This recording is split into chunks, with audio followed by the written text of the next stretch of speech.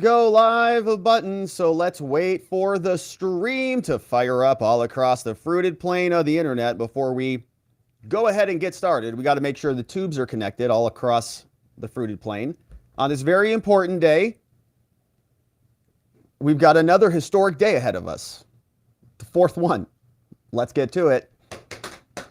Hello, my friends, and welcome back to yet another episode of Watching the Watchers Live, the show that spotlights misconduct involving police, prosecutors, and politicians. My name is Robert Gouveia, and today we are talking about Donald Trump's arrest. We're going over to Georgia. We're going to be bouncing around. He's supposed to be arrested about 90 minutes from now, according to him. He posted a Truth Social about this on the president's social media account, and so everybody is waiting for the big event, and we're going to do a little bit of digging on what's happening in the docket before we transition over to the actual present moment and see where Trump is. Now, my understanding is that he is currently en route, and so we're going to be checking in from a couple different places. Citizen Free Press is one place. Here's what we saw, that he's headed to the airport, Donald Trump, right now, expected to surrender at 7:30 p.m. Eastern time. And so this was from the Post Millennial about an hour and 15 minutes ago. So probably in air right now, but we'll be checking in as we go throughout this stream here today to see exactly what is cooking. But we've got some casework that we've got to unpack. Donald Trump today, right before he left for the airport, came out and posted something on social media. And we know that Big Fani, part of her consent order, said that he can't do certain things on social media. And so we're going to take a quick look at that consent order again, just to refresh our recollection, because we might be seeing two sides coming to a head again: Trump's free speech and protective orders and the integrity of the so-called judicial system. So we're going to go through Trump's tweet. He did post several times today, and so we'll take a look at that. He also hired a new lawyer. This guy is named Steve Sadow, and we'll read a little bit more about him and what his background is. He made the change very quickly this morning. We'll meet the new guy. We also have Mark Meadows. We've been following his case, so his mugshot has been released. As we talked about yesterday, breaking at the end of the live stream, he lost his attempt in federal court to get his case removed currently before the hearing. The hearing is scheduled on Monday, and so the case might ultimately be removed on Monday, but we'll see. Now, this was a wild clip from MSNBC. They're just laughing about all of this stuff, very thrilled that Trump is going to jail today, and they're just giddy about it because they are monstrous people. But we have another segment where we're going to talk about what is happening in terms of timing, because timing is very important. And Big Fani is asking for trial in October, right? It's August right now, which means October is coming up pretty soon here. And they want the trial in October for all 19 co-defendants. So we're going to talk about this guy right here, Kenneth Chesebro, one of Trump's lawyers. He filed two motions: a motion for a speedy trial and a motion to expedite his arraignment, a motion to accelerate all of his court proceedings. And so the judge has already responded to this and granted that request. So the judge says, yeah, we've got trial coming up on the 23rd for Kenneth Chesebro, right? He's invoking, I want trial right now. That's scheduled. So we'll see if the judge removes the case. If so, if that incorporates Kenneth Chesebro's case and how this all unfolds. But I mean, we're going very, very quickly. And I want to go through the different filings because Fani is specifically asking that not just Chesebro, right, not just that one attorney, but everybody else is ready for trial in October, including Donald Trump. So it's kind of nuts, basically insane from her office. I don't think it's going to happen, but the fact that they're even asking for it shows you really what kind of a hatchet job this whole thing is. So we'll go through all of that and see exactly what's happening. But then Congress is responding a little bit to this. We have some letters that came out from the Oversight Committee over to Big Fani Willis, and they're asking Fani, are you colluding with Jack Smith? Are you colluding on this? Because it certainly feels like you might be. You've got this federal case, which is involving a bunch of federal officials involving January 6th. It's a state case for you, but it really overlaps with what Jack Smith is doing. So were they making phone calls to tell Fani to accelerate the grand jury proceedings like Newt Gingrich said? We don't know, but Congress is going to be investigating it. And so we're going to go through all of that. And then we'll just check back in and we'll see what's happening, the latest with Trump, and we'll bounce around to all of the various places. We'll pull up Donald Trump's Truth Social. And before we dive into the meat, let's see if there's anything here from him, what the latest is. And he's actually posting he's reposting about an answer from Vivek. Said this answer gave Vivek a big win. Thank you, Vivek. Let's see what this one says. President Trump, I believe, was the best president of the 21st century. It's a fact. Wow. All right. So Trump liked that one. And why wouldn't he? So he also says he's on the way down to Atlanta. Trump posted about an hour ago. He says, why is there so much murder in Atlanta? That's a good question, Trump. Why is there so much violent crime? Says Trump. People are afraid to go outside to buy a loaf of bread. One big reason is that failed district attorney Fani Willis, who is campaigning and fundraising off, quote, Get Trump, much like others, doesn't have the time, money, or interest to go after the real criminals, even the really violent ones that are destroying Atlanta and its once beautiful culture and way of life. This is yet another sad day in America. Another sad day in America. And so that's what Trump has said. Let's see what some reporters have on the ground. If they've got anything new, you can see they're posted up outside. One that I think is very interesting. And I've been telling you before it was the case about documents in Florida, and it is. But it's about what happened in D.C. That recent Judge Cannon called out Jack Smith, the prosecutor, the special counsel, and she said, Jack Smith, why are you doing a grand jury in D.C. about my case? Why are you doing parallel grand juries? And Jack Smith replied, and this is what's so interesting. He said, because employee number 4 was represented by the same attorney as Nauta. And so we had a hearing. We had a hearing called the Garcia hearing, and the chief judge in D.C. got involved and got this employee number 4, his own attorney. And the second that attorney wasn't recommended by Trump, the second that attorney wasn't paid by Trump's PAC, guess what he did? He flipped on Trump. And that's why we had the superseding indictment. Wow. So I think it's... Yeah, so that's another thing that's been percolating over there on the January 6th case.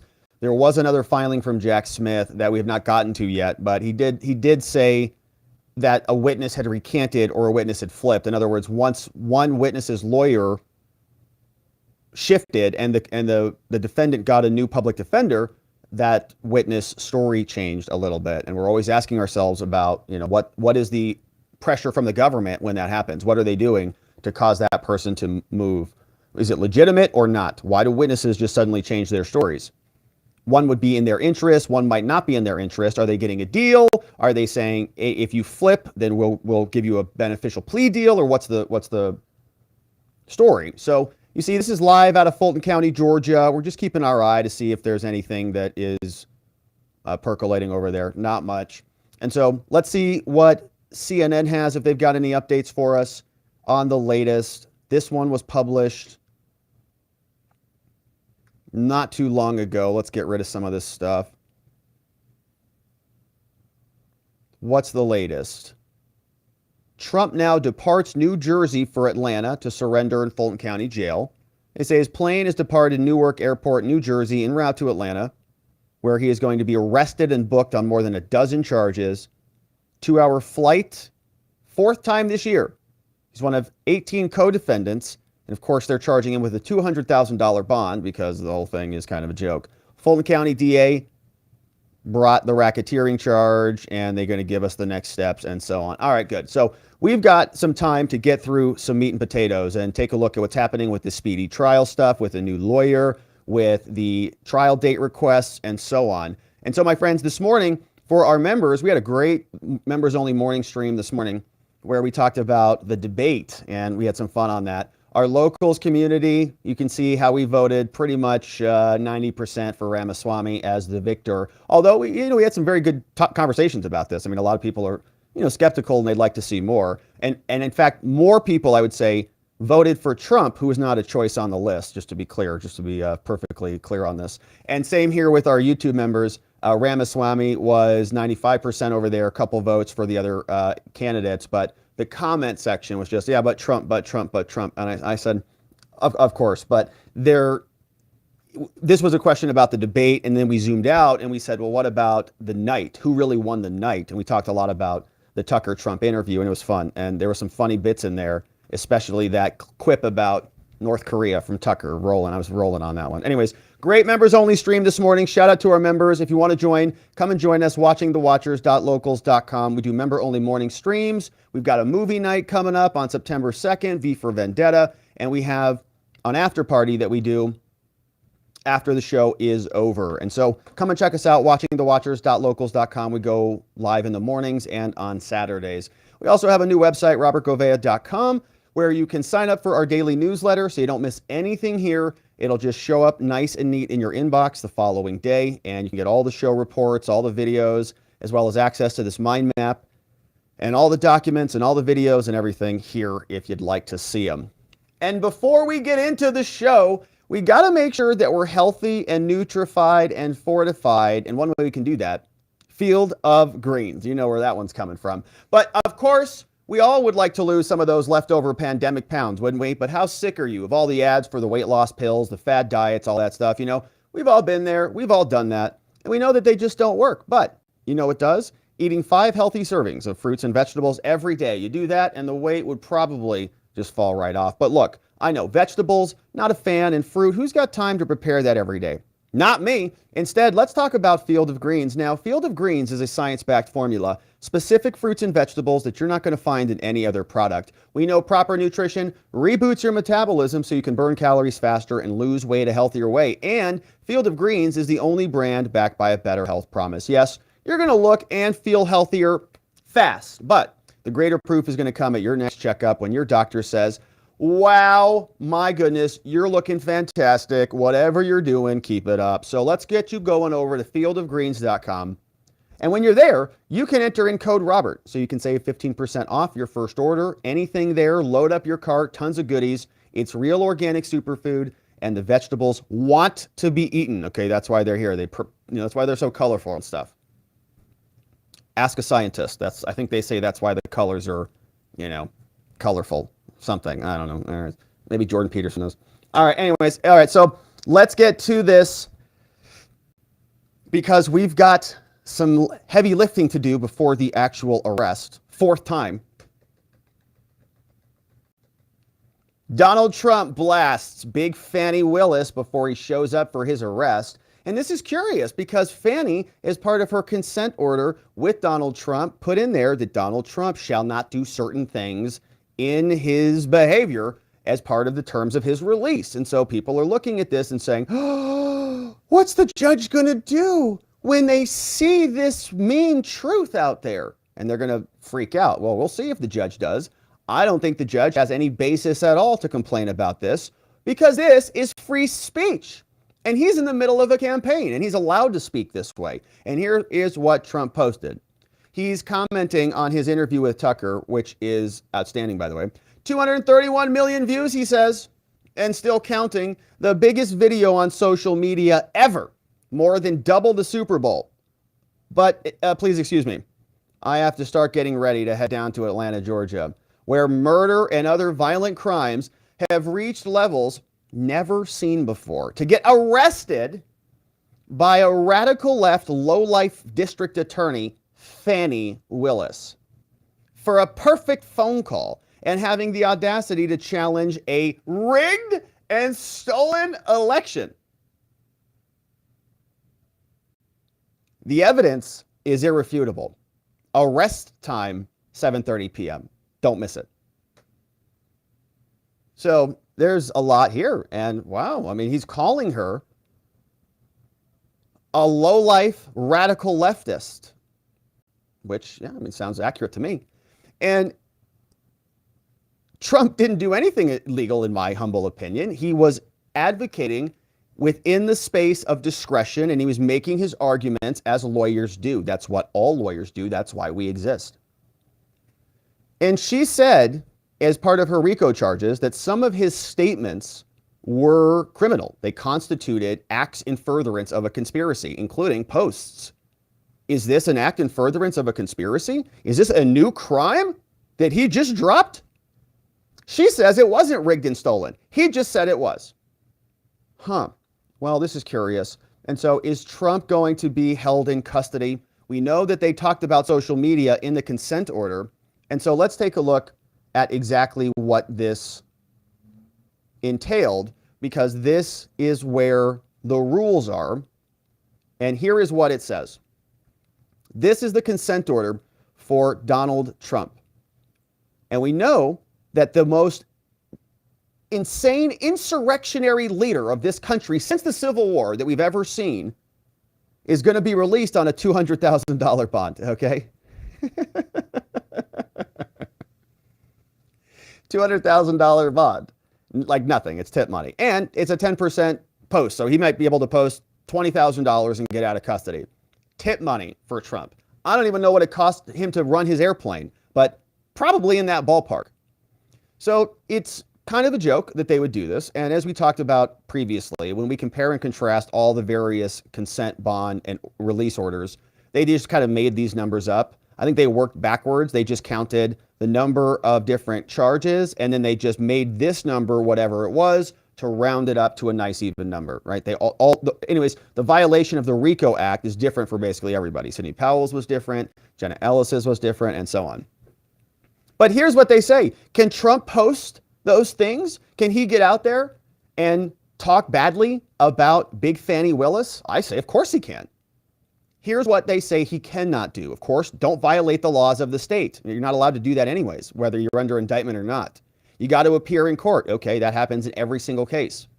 Shall perform no act to intimidate any person known to him to be a co-defendant or witness in this case, or otherwise to obstruct the administration of justice. Now, again, we're not real sure what that means. Intimidate. Now, Big Fani is not a co-defendant, and Big Fani is not a witness. So even posting about Big Fani, who is the biggest Fani in Georgia, and I still challenge anybody to show me a bigger Fani in Georgia. It hasn't been done yet. The biggest. So she is going to be the determiner of what is intimidation or not, and she's going to decide to file a complaint, lodge a complaint with the judge. We'll see. But she's not a co-defendant or a witness, and so that tweet doesn't apply. But here's what they say. Trump shall make no direct or indirect threat. What constitutes a threat? His opinion that she's a low-life hack? Was that a threat? I don't think so. That's his opinion. That's free speech. And she is a partisan hack. The defendant, Trump, shall make no direct or indirect threat of any nature against any witness, which obviously you wouldn't do anyways. That's witness tampering. You can't threaten people in general. It's already illegal. Shall make no direct or indirect threat of any nature against any victim. Same thing there. Big whoop. The defendant shall make no direct or indirect threat against the community. And this is the one we said, what does that mean? What does that mean? Like saying Fulton County is a corrupt bastion of liberal insanity? Is that like shaming the community? I don't know. The above shall include, but are not limited to, posts on social media, reposts also. So if somebody else says it and Trump reposts it, that's a no-no. So they say he shall not communicate with anybody known to be a co-defendant. No problem, not happening. And he shall not also communicate with anybody known to be a witness. Same thing there.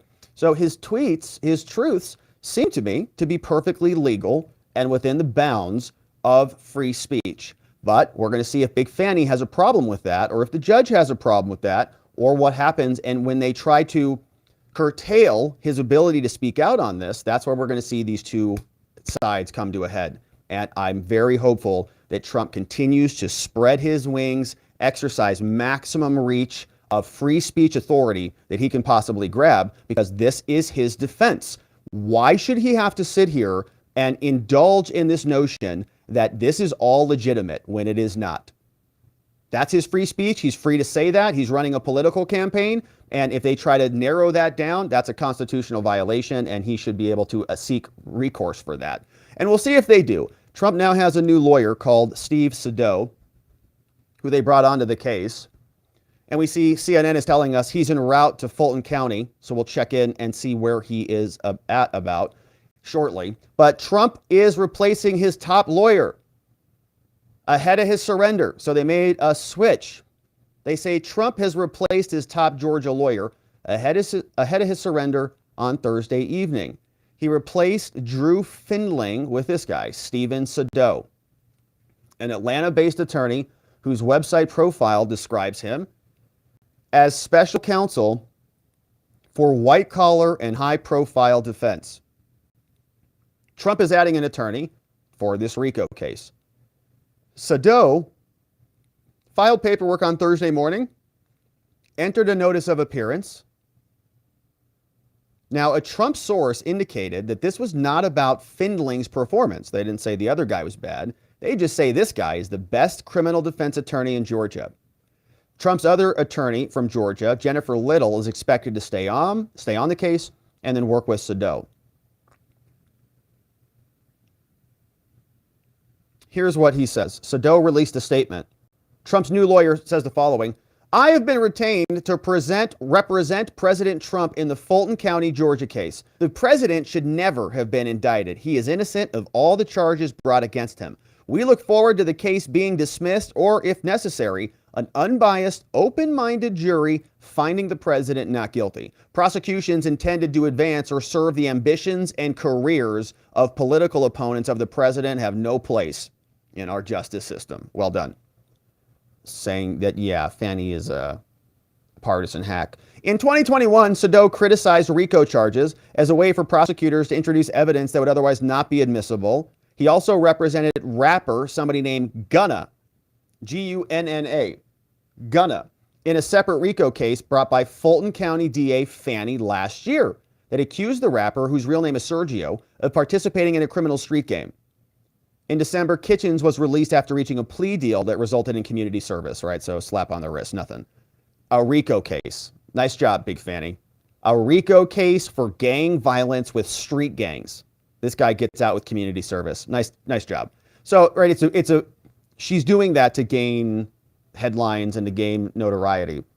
She gives him a community service plea deal. So you're saying the whole thing was kind of a joke? Got it. Thanks. The abrupt switch in legal representation comes after Trump hired Findling, a prominent attorney. Findling made a number of aggressive and ultimately unsuccessful moves to try to have evidence tossed and Willis disqualified before we even got to filing. Findling and Trump also drew headlines. With Findling, he apparently had earned the hashtag called Billion Dollar Lawyer. He represented hip-hop stars like Gucci Mane and Cardi B. Findling wasn't available for comment. Days before Trump revamped his legal team, Findling and his partner, Marissa Goldberg, met with Willis to hash out a $200,000 bond for Trump. The bond and the other pre-negotiated conditions of Trump's release will allow him to be processed and released quickly. Trump, of course, is set to be booked. And Trump shook up his legal team. All right, so that's the new guy. So it'll be interesting to see what happens with him. And we know that Mark Meadows also appeared. And this is another surreal photo. Yesterday, we saw photos of Rudy Giuliani. We saw Sidney Powell and Jenna Ellis all get mugshots. There are a whole slew of attorneys. This is the chief of staff of Donald Trump when he was in office, the former president. This is Fani Willis arresting him. He's a federal officer. He was going and setting up phone calls, setting up meetings, going to investigate whether there was fraud in Georgia. He was doing regular things that chief of staffs do, that many chief of staffs have done for Democrats for a long time. And they are indulging themselves in the criminal prosecutions of their political enemies in America, and they're thrilled about it. They're like laughing. They're giddy. They're almost manic with their enthusiasm for this because there's a bloodlust in their eyes, and they like to see their political opponents fall. And this is a very interesting clip that came over from this fellow called Bill D'Agostino. Shout out to Bill at Banned Bill on Twitter. And he said this, he came across this one, I thought it was a brilliant catch. Says Nicole Wallace literally has to stifle a laugh as she remarks that Trump is heading to a jail where 3 people have died over the last month. They laugh about it. So when we listen to this clip, let's remind ourselves that she's kind of, giddy. He says everyone at MSNBC is a ghoul, and ghoulish indeed. And they're just laughing at this. They're sort of mocking the process. But people died in Fani Willis's jail. They're just laughing at that. They're just okay with that. So it's referencing her incompetence. It's referencing the criminality that exists in her state. It references how horrific the jails are and how people just drop dead in jail, which is not a good thing. When you're in the custody of the government, you're not supposed to be killed or die in any way. And this is just happening. And MSNBC is just thrilled about it. Just listen to these people. Watch. A few minutes ago, Donald Trump, oh wait, hold on. We got two different things what planned. We're seeing is a district attorney who is intent on ensuring that everyone is treated the same to the extent possible. Yeah, right. Okay, we'll come back to that after that terrible comment evaporates. All right, where the heck were we? Over here. We got that one. We'll go check out Bennie in a minute. Here we go with Build. This is MSNBC just laughing at dead people and their political opponents being prosecuted by their team. Just a few minutes ago, Donald Trump, the disgraced ex-president, the frontrunner for the Republican nominee for president, 4 times indicted, departed his golf club in Bedminster, New Jersey. He's en route to Fulton County, Georgia, via Newark Airport, we believe. He will surrender himself for processing at an overcrowded jail with a reputation for violence and neglect. A jail that is accustomed to holding defendants facing charges up to and including violent crimes, where stabbings are frequent. Actually, 3 people have lost their lives over the last month. That jail is where the disgraced ex-president of these United States is heading right now. Look at her. Did you see that giddiness? Here, we'll just let that continue to play so we can just watch her facial features as she goes through this, and you can just see her expressions. She said the jail is overcrowded. That's Fani's problem. It's filled with neglect. That's Fani's problem. It's horrific conditions such that 3 people have died. There's violence. It's just kind of madness. And the president is going to go there, the former president, the guy who's running again. And watch her just laugh. Watch her face. It's just horrific. They have no real concern for dead people in Fani's jurisdiction. They're excited that Trump is going to go into a violent, overly filled jail and potentially die. Listen to these maniacs. Actually, 3 people have lost their lives over the last month. That jail is where the disgraced ex-president of these United States is heading right now. Laughing about it. Sick people. So when you hear Trump say stuff like that, like, man, these are really sick puppies over there. These are sick people. He's right. They are laughing at dead people, and they're laughing that Trump might be amongst them or something like that. They're giddy about it. They go home and probably pop champagne with each other, excited about what they're doing to the country. Ghoulish indeed. Very ghoulish indeed. And so we're going to see where these two issues come to a head. Trump blasting Fani, and we'll see if Fani makes an objection or demands he be held in custody or wherever it goes. But I'm sure these two sides of this constant battle will come to a head eventually. All right. And so let's see what's going on with this speedy trial stuff, because this is getting pretty spicy here. Big Fani wants a trial in August in the Trump RICO case, and the judge has granted it. Not for all the co-defendants yet, but for at least one guy, this guy, Kenneth Chesebro. Looks like he's going to be proceeding to trial October 23rd. And this is kind of a shocking thing because he's one of 19 total co-defendants, and the other co-defendants definitely don't want this case to go to trial right now. And so we've got this battle between the right to due process, the right to review the evidence, to prepare your case. Fani's been investigating this for years now. And so shouldn't the defendants get equal time to prepare their case? Now you can contrast that against the defense's right to a speedy trial. And the defense can say, yeah, we want to go right now. And if you've got your witness, you've got your evidence, you've got your experts, you've got your reports, you've got your exhibits, let's go, baby, because the burden is on you. And I don't think that you're going to be able to meet it. So that is the tactic that Kenneth Chesebro is enacting. He's already filed a motion for a speedy trial and a motion to accelerate, to expedite his proceedings, and Trump is opposing it. Trump's team has already filed saying, we're going to sever this case. We don't want to be any part of this October trial. And so be careful where this goes, Your Honor. And we're going to get to all of it. But I want to start off with the court's actual ruling in the Chesebro matter, because this is what it looks like. And you'll see this was filed August 24th, 2023 in Fulton County, Georgia. So this is the state level case. This is Big Fani Willis's case. And you can see it's only one matter. It's not the big list of everybody that we are used to seeing, the other 18 co-defendants in addition to Kenneth. Instead, we only see the very case-specific scheduling order, right? So this is only for Kenneth right now. But it's still one of them. And we've already heard Fani say that she wants them all to go together. During her press briefing, she said, yep, I want to try them all at the same time. So if Kenneth is going first, does that mean everybody else is going first? And we also know that Mark Meadows is trying to get his case removed, and he wants to pull the whole thing up to federal court. So are we going to start splitting defendants and splitting cases, or what's happening here? Everything is messy, and we don't know exactly what route we're going to go. But the judge in Georgia, as it stands right now, and the federal courts defer to the state courts until they take the case out, they have scheduled a trial. And look at this, trial to begin October 23rd, 2023. That's like soon, man. Less than 2 months. Yeah, and it's going to be here quick, and we've got a lot of other business to attend to. Trump's got other criminal charges, and this seems like it's pretty shocking for a case that they were investigating for years, for the defense to get, 3 months' time to prepare for this? Why is Fani even asking for this? We're going to see this all originated with her, but we're going to go through this. Well, it originated with her, the early dates, but it's also being asked by Kenneth Chesebro, right? So one defendant is agreeing to this, which is why she has cover to ask for it. So let's see what we've got. This is the judge writing.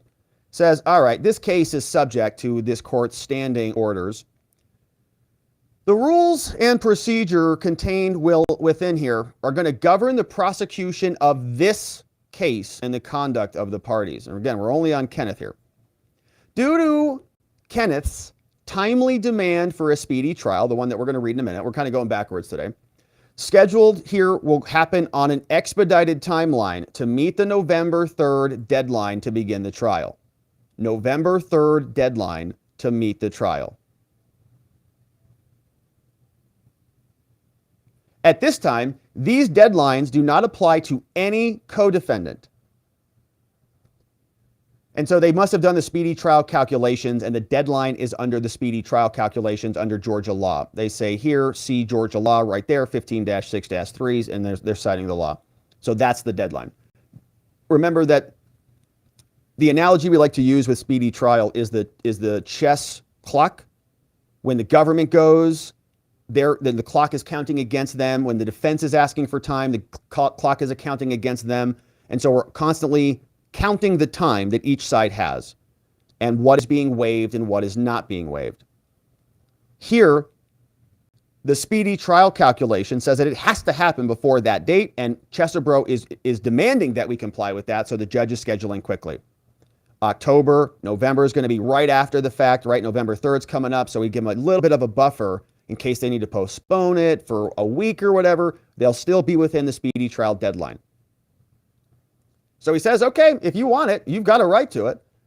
So unless waived, the arraignment is going to occur on September 6th. Great day. Discovery is also going to be due from both parties. So the files from Fani have got to go over to the defense, and the defense has to give files over to Fani by September 20th, 2023. All other motions in limine, which are the preliminary motions, which will say you can talk about this or not talk about that, or this person can go into this line of questioning or not. All that is due 1 week later, very fast, September 27th. Then we get our final pretrial conference 2 days later, very fast. Motions hearing if we need it, TBD, and then trial starts October 23rd. Boom. Man, that is fast. And this is what Kenneth wanted. And so let's go, we're going to work backwards, but this is what the judge ordered. Judge Scott McAfee. So as it stands, my friends, we have one trial scheduled in October. Like, that's hard, right now. Unless the federal courts move this might happen. I mean, this is what the judge has scheduled. So let's see how we got here right now. This is the demand from Kenneth Chesebro.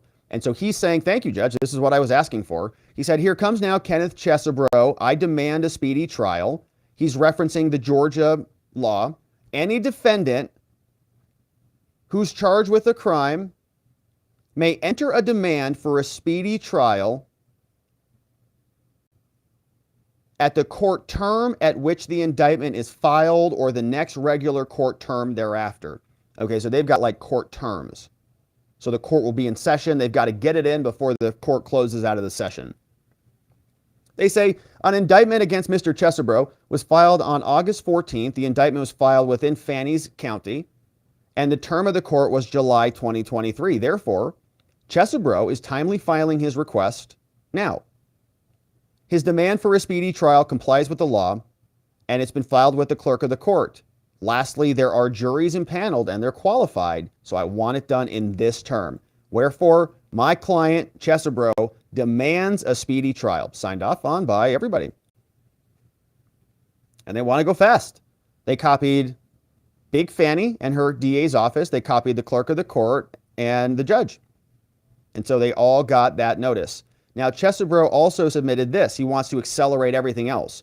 He says, okay, well, I want to set this case for an arraignment. And the judge has basically done all of this and advised to a trial date, plea, calendar call, motions, deadlines. The judge has scheduled all of this. So we know that all exists currently. And that is what this lawyer was asking for. Now, as we saw, both of those motions were only for him, okay, only for his case. But this is what Fani filed, and we're going to see Trump is obviously opposing this. So this was also dropped on 8/24. And now you'll notice, look at all these names here. Oh, yeah, that's everybody. So in addition to Kenneth Chesebro, we've got Donald Trump, Rudy Giuliani, John Eastman, Meadows, Clark, Jenna Ellis, and everybody else, all listed as co-defendants. So this is for everybody, also taking place out of Fulton County, the state of Georgia. And now this says, this is the state's motion. And so this is being written by, guess who? None other than the biggest Fani in Georgia, the district attorney, Big Fani Willis. And here's what she says, very short filing. She says, all right, Your Honor, come now, me, and I respectfully request that this court specially set the trial in this case to commence for all 19 defendants, all of them, on October 23rd, 2023. All of them, Trump included. On August 13th, the Fulton County grand jury returned a true bill of indictment against defendant Kenneth John Chesebro, among others for various non-capital felonies. The term of this indictment is this term. Defendant filed a demand for speedy trial, the one we just read. Without waiving any objection as to the sufficiency of the filing, the state requests that this court specially set the trial in this case to commence on October 23rd, which falls within the next regular term here in Fulton County. So the judge did that, right? But for one of them. And she submitted this on August 24th. And the judge's order also dropped on August 24th. And so he definitely did it for one of them, but not all of them. She wants them all to go. Now, Trump's people have responded. Obviously, they're saying you're out of your mind. And so this filing got dropped at 1:51 p.m. And let's check the times on the other two. So Fani, she dropped hers at 12:24, and the order came out at 2:46. So the order doesn't address Fani's request on the others. I mean, it sort of does. It says we're only setting trial on this one. But her follow-up question is, well, okay, well, what about the trials on the other cases? So this is what Trump said in his response. He said, here's President Trump's response, and the judge is probably going to have to continue to hash this out. But says, President Trump respectfully puts the court on notice that he opposes the motion for entry of a pretrial scheduling order and a motion specially to set trial. right? Those are the requests from this one from Fani. Trump also alerts the court that he will be filing a timely motion to sever his case from Chesebro, who has filed a demand for a speedy trial, or any other co-defendant who also files such a demand. President Trump further respectfully puts this court on notice that he requests that the court set a scheduling conference at its earliest convenience so Trump can be heard on these various motions for pretrial scheduling orders and to set a trial, signed off by the new lawyer out of Georgia, Stephen Sadow, out of Atlanta, Georgia. Signed here August 24th, 2023. And so the question is going to be, what does the judge do? And we know that Mark Meadows has his removal hearing scheduled for August 28th. And if the judge in federal court removes the case, that will obviously have consequences for the state case. But as it stands, my friends, trial scheduled in at least one matter right now, October 23rd, in the case of Kenneth Chesebro. Of course, we'll continue to cover. Thank you for subscribing and joining us as we do, my friends. We'll see you on the next one. All right, now, we're not done, obviously. So let's poke over and see what's happening. If they are, let's do a refresh on this. See if there's any updates outside. So this is what it looks like out there. This is what they've got playing over on the news sites surrounding Mercedes-Benz Stadium. Spectators we talked to at the jail had mixed reaction to the heightened security. Looks like it's filling there up aren't a lot of people out here when you really look at it. It's not crowds of supporters or what have you. And I just feel like the security can be used for better things. There's some people that are a little touched, on both sides. So I think, there was a show of presence, and I think that wasn't a bad idea. All right. Well, meanwhile, former chief of staff to the former President Trump also surrendered today. This comes a day after Rudy Giuliani surrendered yesterday. So continuing. All right. So we know about Meadows. Let's see if there's anything else from the New York Times. Now, I've got to read. There's another thing I want to read here, which is the Oversight is now investigating Big Fani. But before we jump into that, let's just do sort of a check-in and see where we're at with everything that is happening out there. All right. So updated 3 minutes ago. This is from the New York Times. Trump is en route to Georgia. Here is an image with a new update.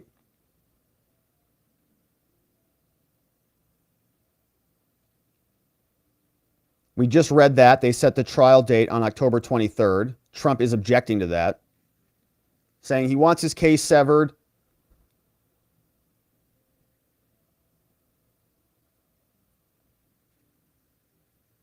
Yep, and we're going to read all this. Okay, so we've got the actual letter coming up. This could be interesting. How does bond work and bail work in Fulton County? Earlier this week, Fulton County Superior Court judge signed an order after laying out bail conditions. He said bond ranging from $10,000 all the way up to $200,000 for Trump himself, which is tip money for Trump. When a defendant is arrested, a court may allow him to go free if he meets certain conditions. Those who can't come up with the money remain in custody. In Fulton County, defendants may post their bond in cash, post 10% of the bond amount plus fees under Fulton County Jail. They've got a 10% program, or they can use a commercial bondsman who by law can charge a fee of 15%. So they've got their own sort of subsidized bail program in Fulton County. And people were asking about that yesterday. So when you post bond, that $200,000, when Trump is totally exonerated, he'll get all that back. Now, if he's convicted of something, then they might just apply that bond towards whatever the fees are, whatever restitution is, whatever. But ordinarily, the bond is just to secure your appearance. And then bail bonds companies, they charge fees and they make their money off the fees and stuff like that. So they've got their own program where Fulton County's making some money. And so theoretically, Trump could just drop 20 grand and he'll be free. He can go. Donald Trump will use a commercial bondsman to post his bond in exchange for 20 grand the bondsman confirmed. So they've got an actual bondsman. Though the 10% fee will be non-refundable, unlike in the jail's own program, it may enable Trump to be released more quickly. Okay, yeah. So the defense attorneys know the routine there. So Sadow probably knew the bond guy. They got it all situated. So boom, it's right in and out. So Trump will pay the fee. They'll post the $20,000 and then he'll get out. Mr. Shaw is something of a bondsman to the stars in Atlanta. Covered several rappers, politicians, people like Claude McIver, known as Tex. And he also guaranteed the bonds of Meadows, Schaefer, and Giuliani. Georgia case is the only one of 4 that Trump had to pay a cash bail. I know, it's amazing. Yeah, the guy who was so reckless and careless with our nation's secrets, who was going to sell us out to the Saudis and whatever. No bond, just let him out. He's fine, don't worry about it. The guy who was an insurrectionist, the worst thing since the Civil War, almost stole the whole country. January 6th judge. Oh, personal recognizance. Just have a nice weekend, Trump. Have a nice day. The Georgia case is the only one because these people, all they do is just, shriek and shrill all the time about what an insurrectionist he is. Then when push comes to shove, they let him out. Such threats apparently shall include but are not limited to social media posts. We already know that is not going to be happening. Trump was the only defendant whose bond order specifically mentioned social media, and we'll see if that becomes an issue. He was also the only one who is not required to report to pretrial services every 30 days. The rest are allowed to call in by phone. Man, it's almost like he's not being treated like every other defendant. Curious how that works. They scream it all over the news. No one's above the law. We're going to treat him the same, but they don't. And everybody else gets picked on a little bit, doesn't it? So maybe they should be consistent, but they're not. And by consistent, I mean maybe they should stop making up the insurrection and let everybody else who was caught up in it out of custody, just like Trump. Georgia law lets judges grant bail to defendants who pose no significant flight risk, not going to skip court, not a danger to the community, not going to commit a felony. Well, I don't know, maybe his posts are new felonies. She's charged him with felonies for posts. So maybe that's a new felony. They're going to allow him to commit new felonies while he's out? Wow. So they really have what? No teeth, no real oomph behind it? It's all talk? Judges must consider the defendant's financial assets. Trump's a billionaire. $200,000 is not much. In theory, if bail is granted, it must be set at a level that the defendant can afford. But in practice, many defendants remain in jail because they can't pay bonds. But they didn't give Trump a $2 million bond or a $20 million bond. Last year, 10% of the people in Fulton County Jail could not afford their bonds, which is very racist. Why is Big Fani letting a white man, privileged insurrectionist, out of custody because he can pay his bond, but other people who can't afford it are locked away in custody? Somebody should ask Big Fani about that, why she has such a racist policy there that's resulting in racism. Now, obviously, I'm being a little facetious here, right? I think that these are just people talking, and they don't really mean it. And the way we know that they don't mean it is because it shows up in the proceedings as inconsequential. Other people are rotting away in custody, but Trump is, of course, not. So we see here, we're trying to find out whether we're going to see a bond or a mugshot. Here are the other people smiling. Jenna Ellis was smiling. Looking good, these two. Nice big smiles, looking good. They're not happy about it. The traditional mugshot is usually a grim affair. It's a permanent portrait of shame. It's a scarlet letter. But these people are smiling. Yeah, look, it's only a scarlet letter. It's only a badge of shame if it's seen as legitimate. All right. It's not that legitimate anymore. You know how we know is because they've done it. They've indicted him 4 times. They're all just made up. And they keep telling us no one's above the law. And Trump is just like everybody else. The reason they keep telling us this, it reminds me of the illegal and unprovoked invasion of Russia, right? They keep telling us that all the time. Illegal and unprovoked. Okay, if it was really illegal and unprovoked, you wouldn't have to say that before every introduction. Same thing is happening here. 4 indictments. Nobody's above the law. And each one of these prosecutions is just more confirmation that Trump has not done anything criminal at all. And these people are making it up out of whole cloth. So we'll continue to check back in on all of that. But let's see what Congress is up to. Here we've got an inquiry from Congress. Did Big Fani collude with Jack Smith to prosecute Donald Trump? We know some people said that she got an interesting phone call back on that Monday when she accelerated her grand jury proceedings, got all of the Tuesday witnesses brought in, and went hog wild to go after and indict Trump and everybody else on that one night. But was that in cahoots? Was she colluding? Well, Congress now wants to know about that. And Jim Jordan, along with the Oversight Committee, sent a letter asking for info. You see here, Jordan posted this. He says, was Fulton County DA Big Fani Willis working with Jack Smith? Was she communicating with the executive branch? Were any federal funds used in the investigation of President Trump? He sent a letter along with the Oversight Committee to Big Fani Willis. And let's see what it looks like. Coming from the Committee on the Judiciary, August 24, 2023, signed here by the chairman, Jim Jordan. This letter goes over to the Honorable Big Fani Willis, the biggest Fanny in all of Fulton County and Georgia. Jordan says, all right, dear Miss Big Fani, on August 14th, you brought a 41-count indictment against 19 defendants, including former president of these United States, Donald Trump. He's a current declared candidate for that office.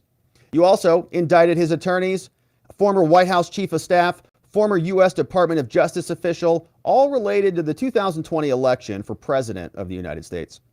Among other things, you have alleged that these 19 individuals, 30 unindicted co-conspirators, and others were part of, quote, a criminal enterprise, so-called, referencing the indictment in footnote 1. Says, and Fani, you've also identified a number of, quote, acts that you claim were committed in furtherance of this so-called criminal enterprise, including, here's what you say, that the then White House chief of staff asking a member of Congress for a phone number of the Speaker of the House of Representatives was a criminal act. The then president tweeting that hearings in the Georgia legislature were being aired on a news channel and commenting on those hearings was a criminal act. Trump tweeting about hearings in Georgia, an act.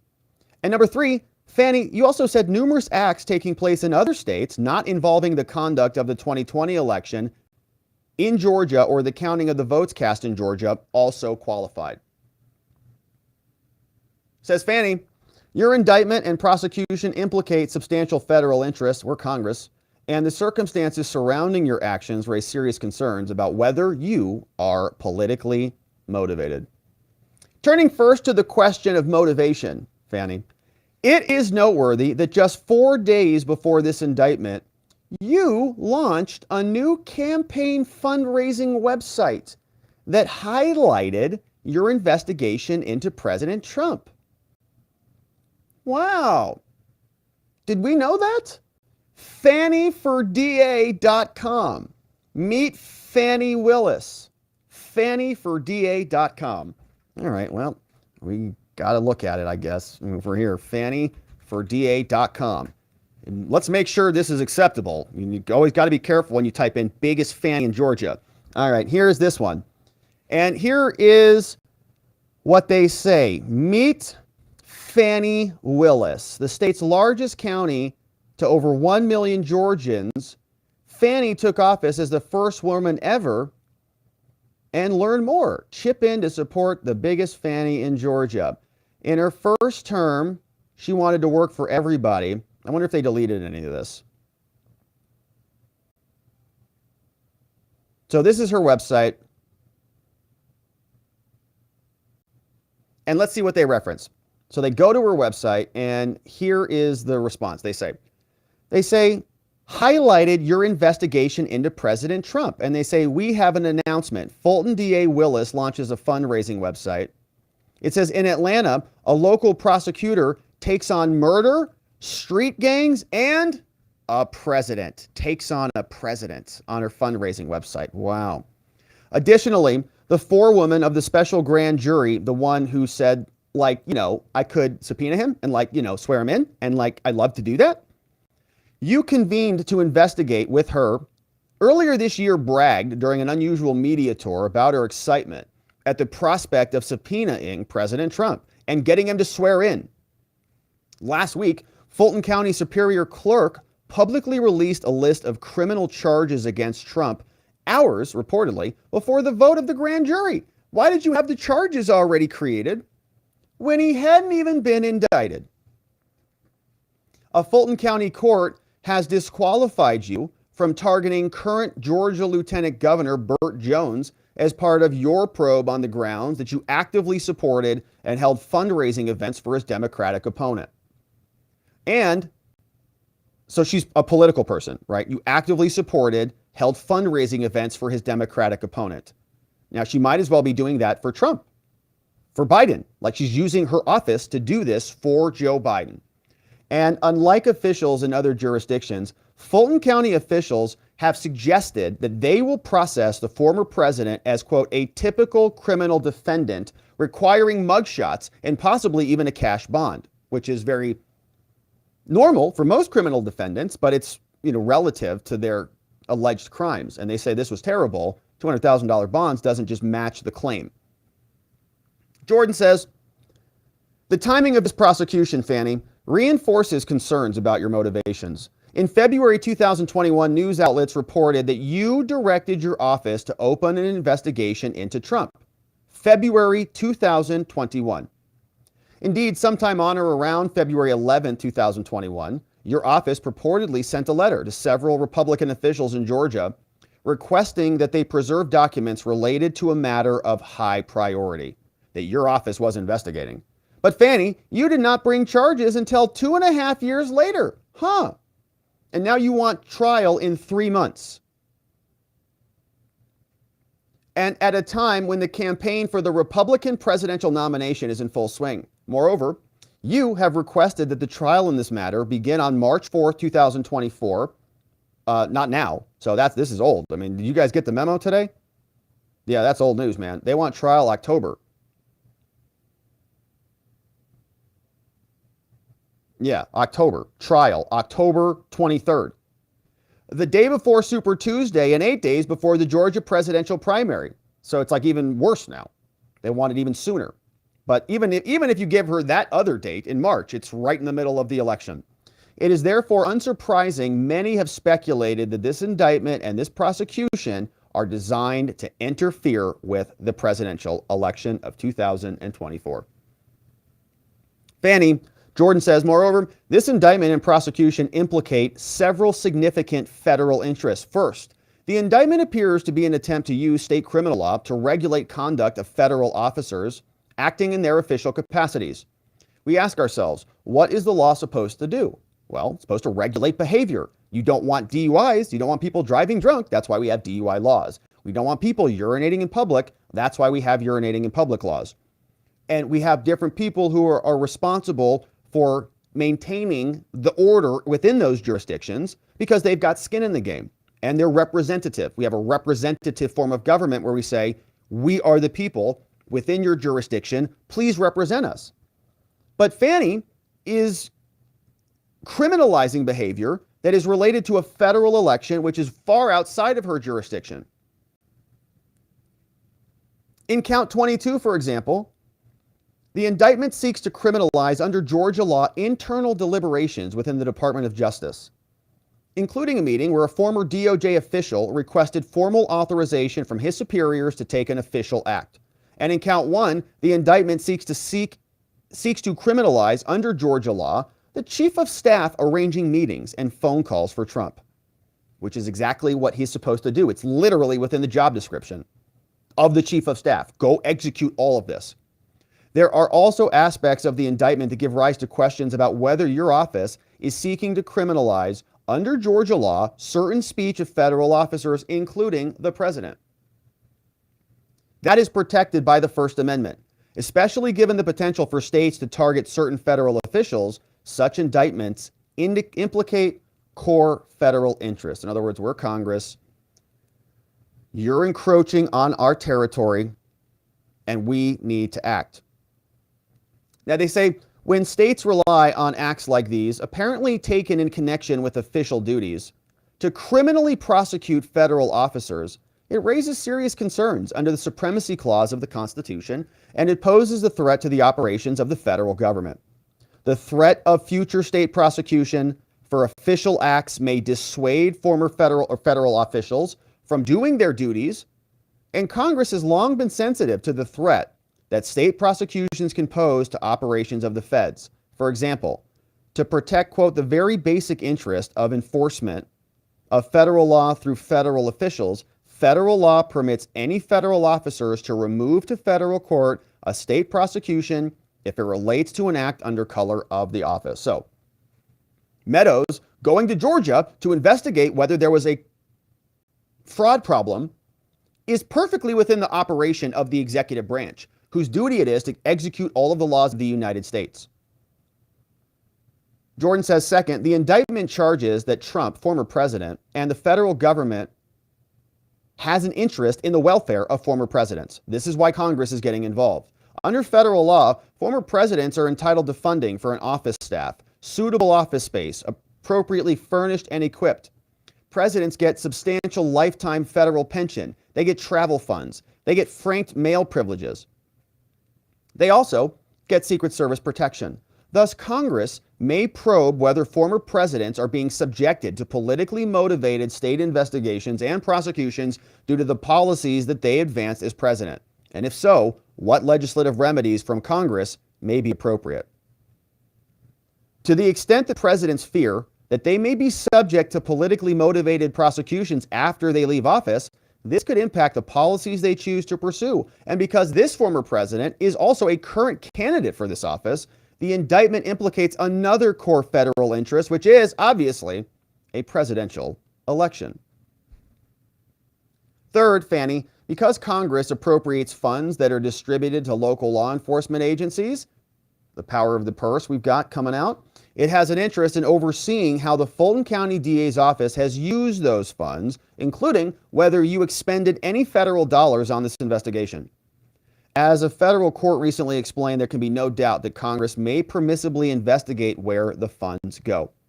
Fourth, Fani, there are questions about whether and how your office coordinated with the DOJ.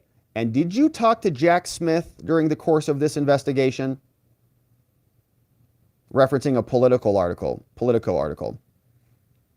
And Congress has an interest in any such activity that involves federal law enforcement agencies and officials that fall under its oversight.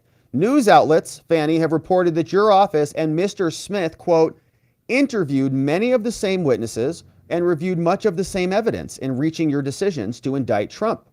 Therefore, the House Judiciary Committee may investigate whether federal agencies were involved in your investigation, and we may also investigate whether the DOJ raised any concerns about how your investigation impacted federal interests. Jordan continues. Fani, given the weighty federal interests here, see what I'm saying about the biggest? Given the weighty federal interest that you have implicated, Big Fani, the committee is conducting oversight of this matter to determine whether any legislative reforms are appropriate or necessary. Such reforms could include changes to the federal officer removal statute, the one that Mark Meadows is trying to invoke, immunities for federal officials, permissible use of federal funds. Can you use our money to indict our guys in the federal offices? The authorities of special counsels and the delineation of prosecutorial authority between federal and local officials. So they say, Fani, federal courts have said that we can do this stuff. The power of inquiry is an essential and appropriate auxiliary of our function. The Supreme Court has held that it is broad and indispensable power. And accordingly, we need to advance our oversight. We're going to need the following information. All the documents that relate back to January 1st, 2021, all the way to the present. We want the following. All documents and communications referring or relating to the Fulton County DA's office receipt and use of federal funds. Look into that money.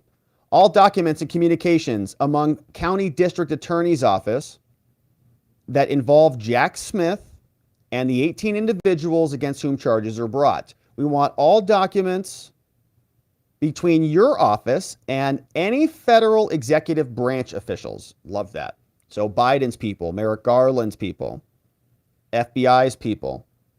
Who'd you talk to? Please provide this information as soon as possible, no later than September 7th, 2023. As you know, pursuant to Rule 10, we've got the right to investigate this. Any questions? Give us a call, Big Fani. Sincerely, your friend, Jim Jordan on the Judiciary Committee. And so, my friends, Congress is looking into it. We will see if they get anything. Big Fani is going to respond to that. Maybe. We'll see if this lands in federal court. Hopefully, Congress gets some answers. Either way, we're going to continue to cover. All right, my friends. Now, we're getting closer to the time when Donald Trump is supposed to be arrested. And so let's poke around and see what exactly is happening. All right, we've got somebody outside of Atlanta here, and this person is reporting. But, nothing that would rise to the level of any concern. We earlier today actually saw Georgia Congresswoman Marjorie Taylor Greene. She walked down that same road from the jail here and talked to various reporters lined up across the street. Condemned the indictments that she was here to support former President Trump when he arrives. And she's been the only, I guess, sort of celebrity we've seen out here so far. Former Chief of Staff Mark Meadows arrived earlier today. He's one of the 19 under indictment. He surrendered, was allowed to leave on a $100,000 bond that was preset. And then the 11th person so far who's turned himself in is Harrison Floyd. All right, so everybody's turning themselves in. You see Trump just landed there. There's his plane. And so we're going to keep checking in and kind of just, go through this kind of just as it comes in over the next little bit and see what happens. But there was another great thread from Bennie Thompson. And so while we're waiting for Trump to deboard, let's hop over here. So Bennie Johnson on Twitter at Bennie Johnson put this thread together today, and it's quite juicy. It says the following: Fulton County DA Fani Willis regularly questioned election results and used her office to push unfounded election conspiracies, which I think is a felony now in Georgia. Here's what Big Fani posted. This was posted on, looks like a Facebook account, on November 4th, 2020. Fani Willis, feeling a little annoyed. Oh, man. Don't you hate that? She said, Georgia could determine who is our next president. A team of lawyers needs to watch them count every single vote. They can start in Fulton, where we are having water leaks. What ballots are they throwing out? Georgia, let's give an honest accounting. No stunts. Which seems to me like she's denying the integrity of the election. Pretty shocking. I thought that Georgia was just incredible. They could do no wrong over there. So we see here some more posts from Bennie. He says, we did a dive into Fani Willis's social media, proving that she's a hardened radical activist and not an unbiased attorney. Pages are littered with BLM propaganda, deep partisan adherence to a left-wing ideology. She openly worships Joe Biden and Kamala Harris. You see this photograph of her with Black Lives Matter. Absolutely in love with it. Now, Fulton County DA Willis, Big Fani, has blatantly and quite illegally used her office for partisan political activity. Says, imagine thinking you'll get justice from a person with a proud Democrat mug displayed prominently in her office. Look at that. Tonight at 10, Big Fani, proud Democrat. Big, proud Democrat. Very excited to be a Democrat. And it's useful when you are a proud Democrat to have the power to prosecute your political opponents, which of course is exactly what she's doing. Bennie says, as a public official, Fani regularly and consistently questioned Georgia's election procedures, and she pushed unfounded election conspiracies. Here's one. Absentee ballot counting in Georgia's most populous county delayed 4 hours after a water pipe burst, conveniently. Why Fulton, she says. I wonder if they were going to steal the election in Fulton County. Why Fulton? Here's another one. In the days following the 2018 midterms, Fani expressed concerns about the election not being properly run by implying all votes weren't counted.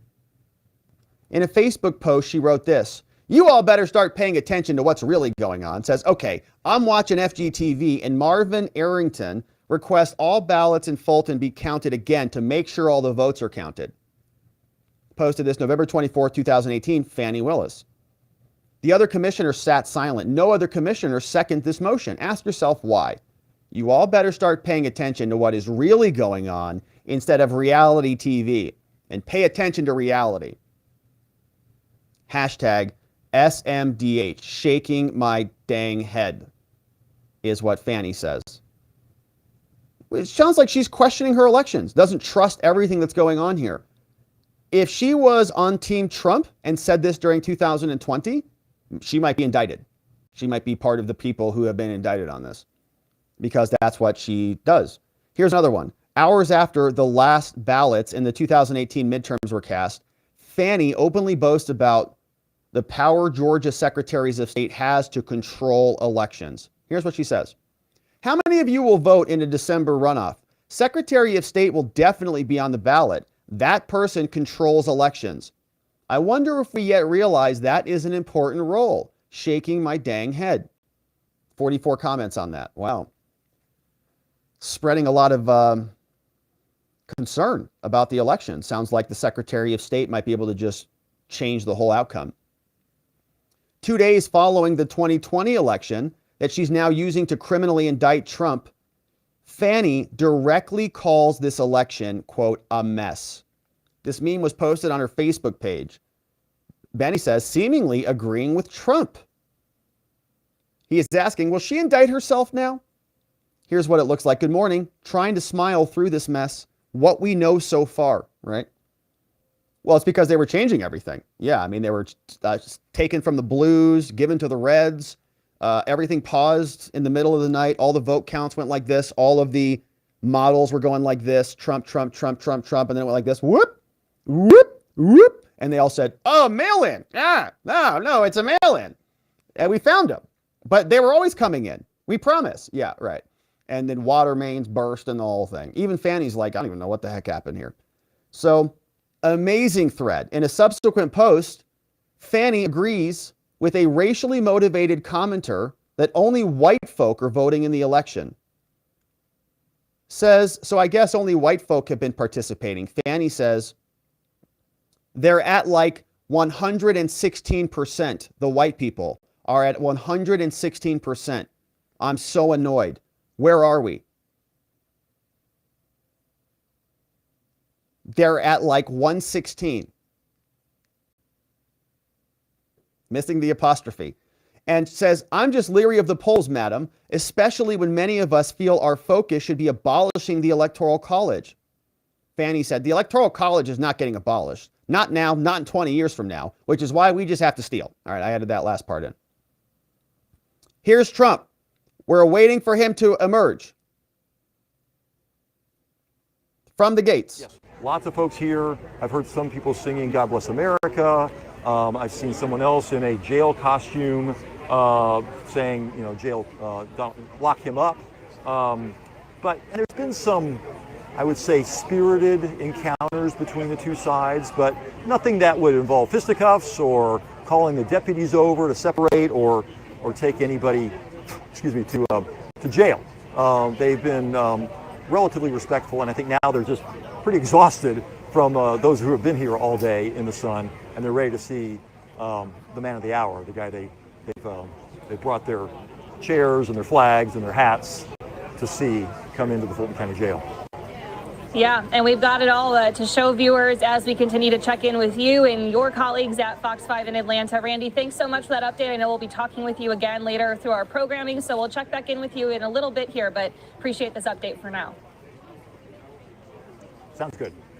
All right, and there he is, perfect coming out. timing. You can see him, the former president, walking down. Looking good, the Trump. plane Looking there good. As he had just landed here. Looking good, in baby. Atlanta, with his red tie and dark-colored suit, arriving there just about 7:15 Eastern time, getting into his Secret Service vehicles here, where he will then head to Fulton County, the jail there. And we've got cameras all over ready to watch this as it happens here.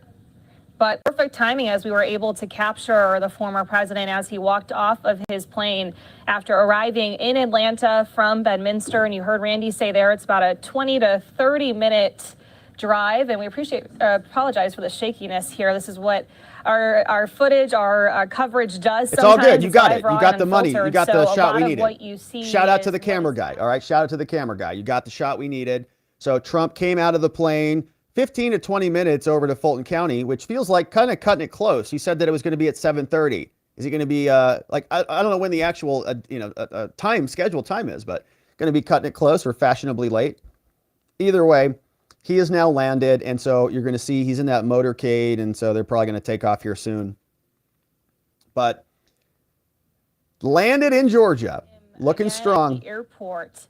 In the meantime, let's leave this shot up for just a moment, and we are going to be bringing you a couple other live reports here in just a few minutes. All right, so my friends, as we're waiting for that to transfer over there, let's take a look at some of your comments and see what you have to say about this as we wait for the big event to get going.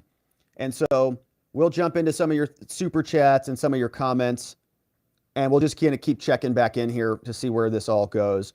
But we had Dolphin Fan is the man. Shout out to Dolphin Fan, who is bringing in 5 new members into our amazing community. Thank you, Dolphin. We've got Thomas R., Barbara Joe, we've got Jay, Connie C., and Toenail is also in the house, coming in on our members, courtesy of Dolphin Fan is the man. And yeah, we're waiting for the car to take off to see if they get over to court on time. And where are we on this lovely day? There they go. All right, so they're off. Heading over to Georgia, or they're in Georgia, heading over to the courthouse. And so thank you, Dolphin Fan, for kicking things off with some new membos in the house. Appreciate you joining us. Very generous of you. And who else is joining? We got Christina. Christina F is here. Oh, here's a close-up shot. Look at this, man. We're part of the motorcade? Atlanta, he now is going to head over to the Fulton County Jail. And we're in the motorcade, man. Fox 5's yeah. Tyler Fingert, who's joining us live there as well. Tyler, we just spoke with your colleague Randy, and we see that you're also at the jail right now. Tell us a little bit about what you've been seeing on the grounds there, talking with folks. Well, Alexi, good evening to you. Yeah, we are, a lot of people have been waiting all day for this moment. And we now obviously do know that the motorcade with former President Donald Trump is moving.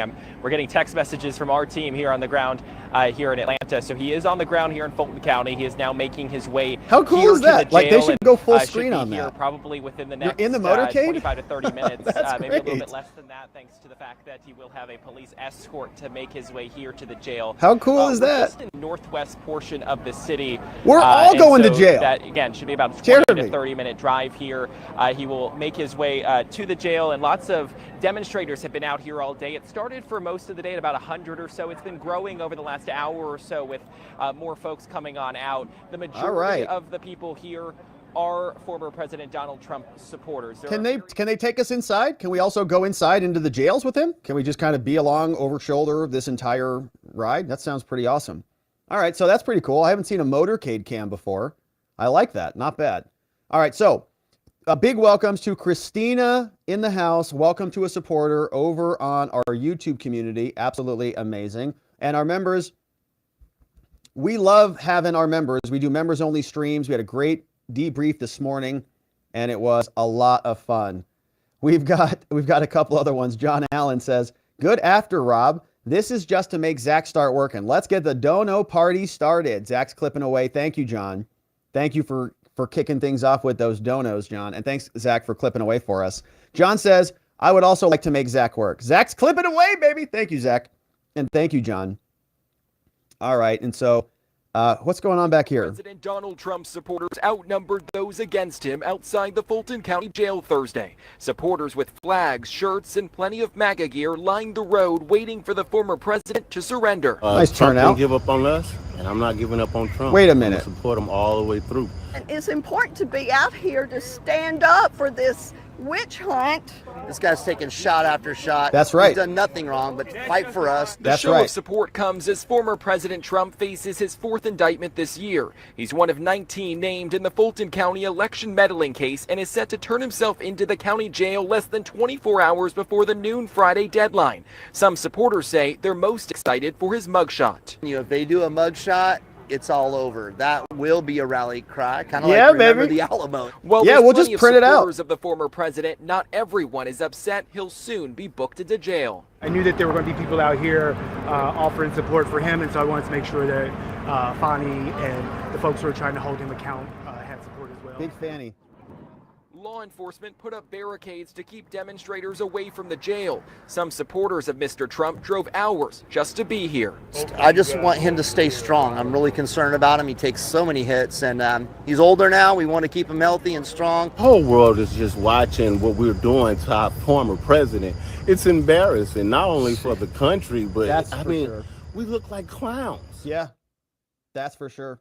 No doubt about that. And again, the anticipation is building as former President Donald Trump makes his way here to the Fulton County Jail. We're not sure which entrance he is going to be making his way. One of my colleagues was putting into our channel that we're all talking on, and he was saying that there's some dump trucks being put in place over on the other side of the jail, the Jefferson Street side, which could indicate that they are getting ready to do a roadblock. So when the former president comes in, it is in a safer area for him. So that is the likely side. It does sound like he'll be making his way here to the jail. And I know you were talking with... Have you ever driven around in Atlanta, my friends? Have you ever sat in Atlanta traffic? It is the worst. All right. I once went to a conference in Atlanta. I had to sit in traffic for 90 minutes to go, I think like 5 miles. It was insane, both directions. It was the craziest thing I've ever experienced. I actually said I'm never coming back here again, and I've never been back to Atlanta. So, but maybe we'll all be indicted and we'll all join Trump at one point in Big Fani's courthouse. So, all right, they're still driving. We're waiting for the motorcade van to take us all to jail. We got Vientikis is here. Keep Zach from slacking. Thanks, V. And so we got John says, thank you, John McGarvey. I agree. We can't let him be a slacker. Clipping away over there. Hey, John says, joy to the world, all the boys and girls, joy to the fishes in the deep blue sea, joy to you and me. So they're just singing over there now. Thank you, John. And thanks for making Zach work over there with your tips. Wims is here, says hellos. What's up, Wims? Good to see you. Thank you for being here and joining us on this lovely 4th day of arrest. And every time there's an arrest, it's just like, I think we get a little bit stronger. It's like there's more energy out there in the universe. We got Radicy says, leave my son Zach alone. He works hard, from Radicy. John Allen says, this is the start to make Zach a dance fund. John says, excuse us, Rob, this hazing is necessary. Thanks, John. And of course, I think that's all for Zach. They're putting Zach through the ringer. So thanks, Zach, for being a good sport there. Wim says, this is from Zach Nichols, says $10, Rob shows a little leg, $20 for arms. No, that's on the wrong account. That's on the much more expensive account. $10. That's what you're talking about. $10. No, that's not what we talk about. So anyways, we've got this. So they're still driving away. Let's see. All right, taking a live look here from the freeway. We're going to take a quick commercial break. On the other side of this, we're going to be talking with a legal analyst, breaking down all of the questions that so many All right, people well, we don't need to listen to that guy. We're here already. We got CFRBW says, surprised the woman didn't say that she laughed, twice impeached, 4 times indicted former president. These people are sick. Will Fani say she's the administration when she's the court? I think she'll say she's the government. You know, she represents the government. And so we're curious to see what we get from them in general. And it is going to be coming up soon. So they're making their way over there. And I'm very excited that we have a van cam. We've got an inside van cam. All right. So CFRBW, good to see you, Rob. We got SD 1985 says, can the RICO charge be done if the defendants go to different levels of the court? Can the RICO charge be done if the defendants go to different levels of court? I mean, if they remove them up into the federal court, there is still federal RICO. So theoretically, I think that they could just transmute those charges. But I think really, yeah, I don't know how the mechanics of it would work. But basically, they would still be charged with crimes. And we're going to see how the mechanics of this work. I don't know if they're going to split the case, if certain people are going to go up, if they're all going to go up, or what's going to happen. I think the judge is going to figure it out on Monday. So like if he severs the case, right, if the cases are severed, can some stay down? Can some go up? Can only the people who are federal officials go up, but he says the people who are not federal officials stay down? I don't know. We're going to see all of that theoretically on Monday. And a bunch of people are being subpoenaed. I think Brad Raffensperger is also being subpoenaed. And there were actually a bunch of new filings in that case. Let's just see if I can just share what the docket looks like. That's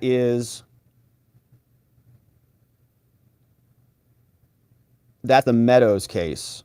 So let me pull up Meadows. There's so many co-defendants now, it's like hard to keep track of them all. All right, so this is the Meadows case. And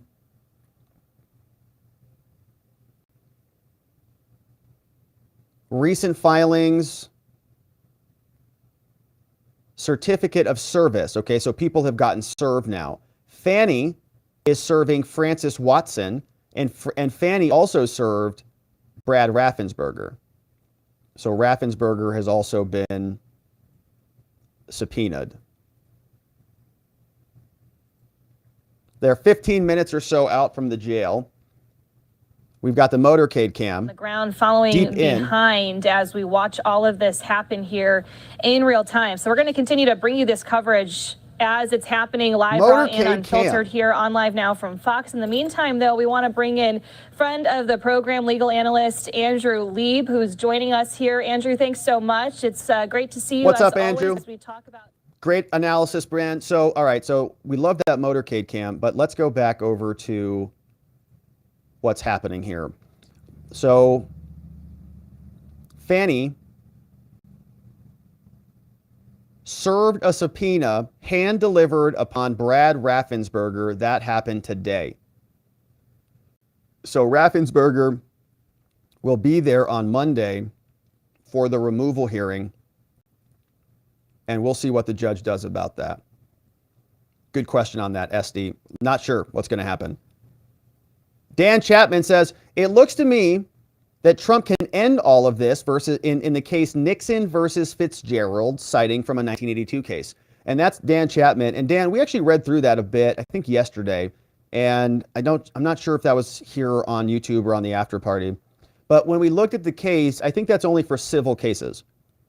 Doesn't really opine on the criminal case. So like you can't just file a civil lawsuit in Nixon versus Fitzgerald. Now, I think you can make the arguments that the same justification, the same reasons why you can't bring a civil claim should also apply to the criminal cases, to criminal cases. But I think they actually talked about criminal cases not being exactly on point in Nixon versus Fitzgerald. If you read that case, I think Fitzgerald actually sued Nixon civilly. It was a civil lawsuit because Fitzgerald got fired. And so he said, I was wrongfully terminated from my position at EPA or whatever. And He filed a civil complaint. They said Nixon was immune on that basis. So the case is not exactly the same. And to be honest about this, like, you're not going to find a case exactly the same. Why? Because it's never happened before. Never. And I'm not saying, I know you know that, but I'm just saying, like, this is all nuts. It's never happened. So we're not going to find a case on point that says that a president was prosecuted and was immune. So I would say that Nixon is persuasive authority that would be useful, because the same reasons that make it kind of nuts to have a president sued civilly would also apply to being prosecuted criminally. But very good question. Cindy Banks is here, says, thank you, Rob. That was very interesting and informative. Chesebro is the attorney who recommended the alternate electors for all 6 states. Not fake electors as the media describes, but alternate, as JFK used in Hawaii. Right, alternate doesn't mean illegal, means you have alternative plans. And that's exactly what they did. And there's historical precedent for this. And these people were complying with what they thought the law was. And they were sending in their notices to the archives and stuff. Because if Mike Pence would have done something differently, which would have been legal, because they now changed it, right? He had the ability to do it, but he didn't. Then that would have implicated, or all of these alternate elector contingency plans would have now been activated and absolutely legal. But Pence didn't do that. So how can they say that something that if he would have done would have been legal? In my opinion, maybe they said it would have still been illegal. Maybe they would have charged Mike Pence. But they didn't. So now they're going to charge it, because I think a part of their tactic is to just make sure that they don't have any attorneys moving forward. Good to see you, Cindy. John McGarvey says, catch this one, Zach. We got this one from Rocky. Says, Rob, I'm late and discombobulated. A general question. If a defense is arguing legal shenanigans in earlier trials, can they subpoena the judge in that past case to give a depo and to release any email communications he had with either counsel during that trial? So that would be like that's a tall order. That's a real big ask. You'd have to really see some evidence of malfeasance in order to crack that. Like, you're not just going to subpoena a judge and breach judicial privilege, in other words, without a real serious reason. And you're going to have to go up to a higher level judge. I mean, that would be a big order. Or get another judge to do it. So I'm trying to think of like a hypothetical. So are you saying, like, if Trump is prosecuted in Florida, could he get the Florida judge to subpoena the DC courts or something? Like, could they ask Judge Cannon to subpoena Judge Chutkin's emails? Is kind of how I'm hypothesizing your question. I would have thought there are rules against subpoenaing judges, but well, since we're spying on indicting lawyers these days, who knows? It's an interesting tactic, but I think that judges would make the same arguments that they are immune from those requests. They have privilege. They have protection against those disclosures, and you'd have to see something that would justify another judge granting that kind of really, really unusual request. It would have to be something very big. And I don't think a judge would do that. All right, so we've got another angle here. To arriving there at the Fulton County Jail. Andrew, we are going to check in with you a little bit later here. We are going to right now put up a couple shots from outside of the Fulton County Jail as we wait for him to arrive. Andrew, we're going to touch base with you just very soon here as we leave this shot up for viewers.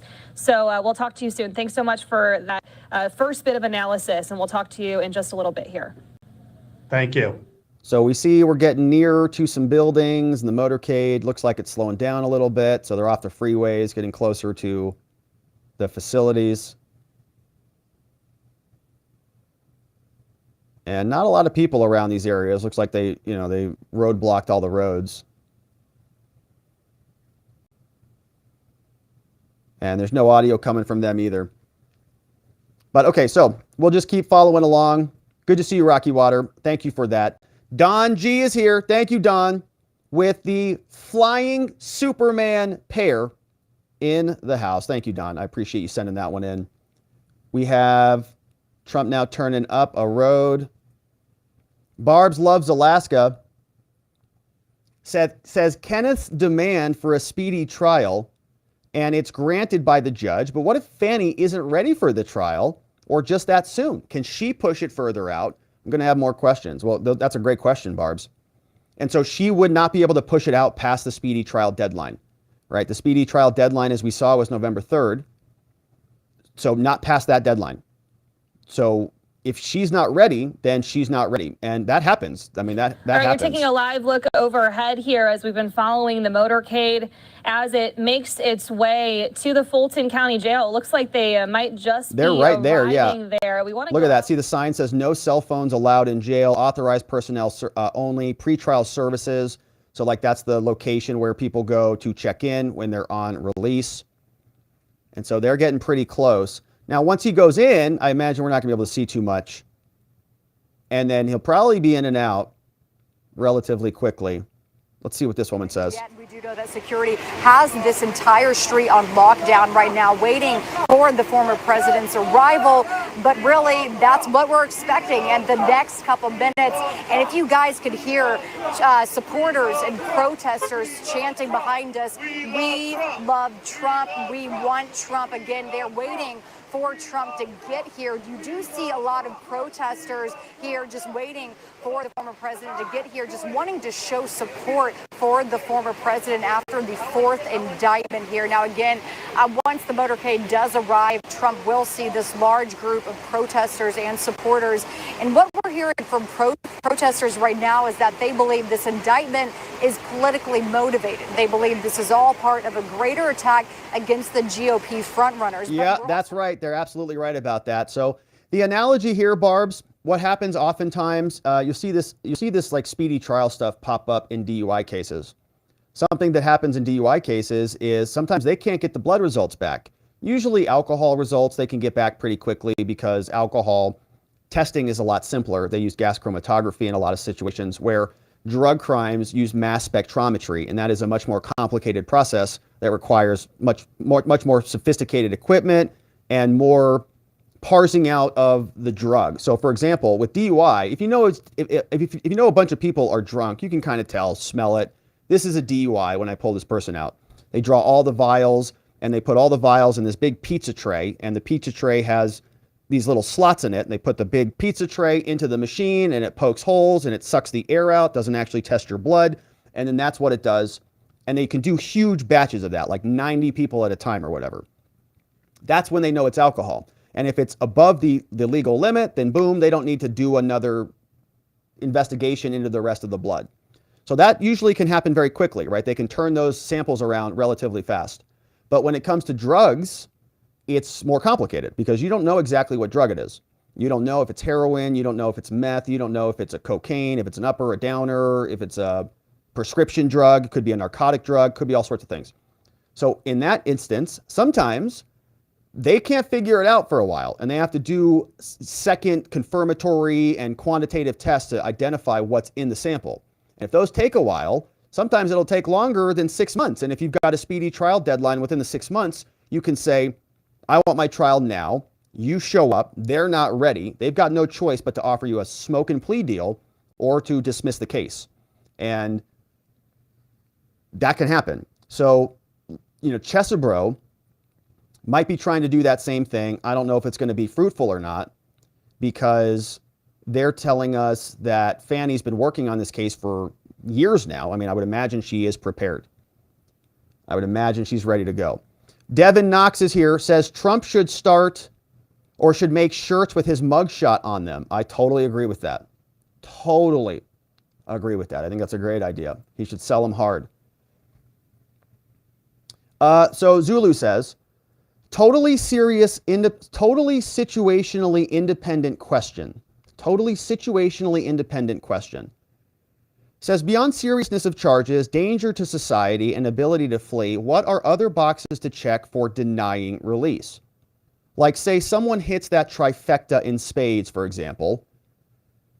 What else mitigates? Oh, well, not much in that situation. First of all, Zulu, thank you for this one. Very generous super chat, and I appreciate that. So not much. So if somebody is...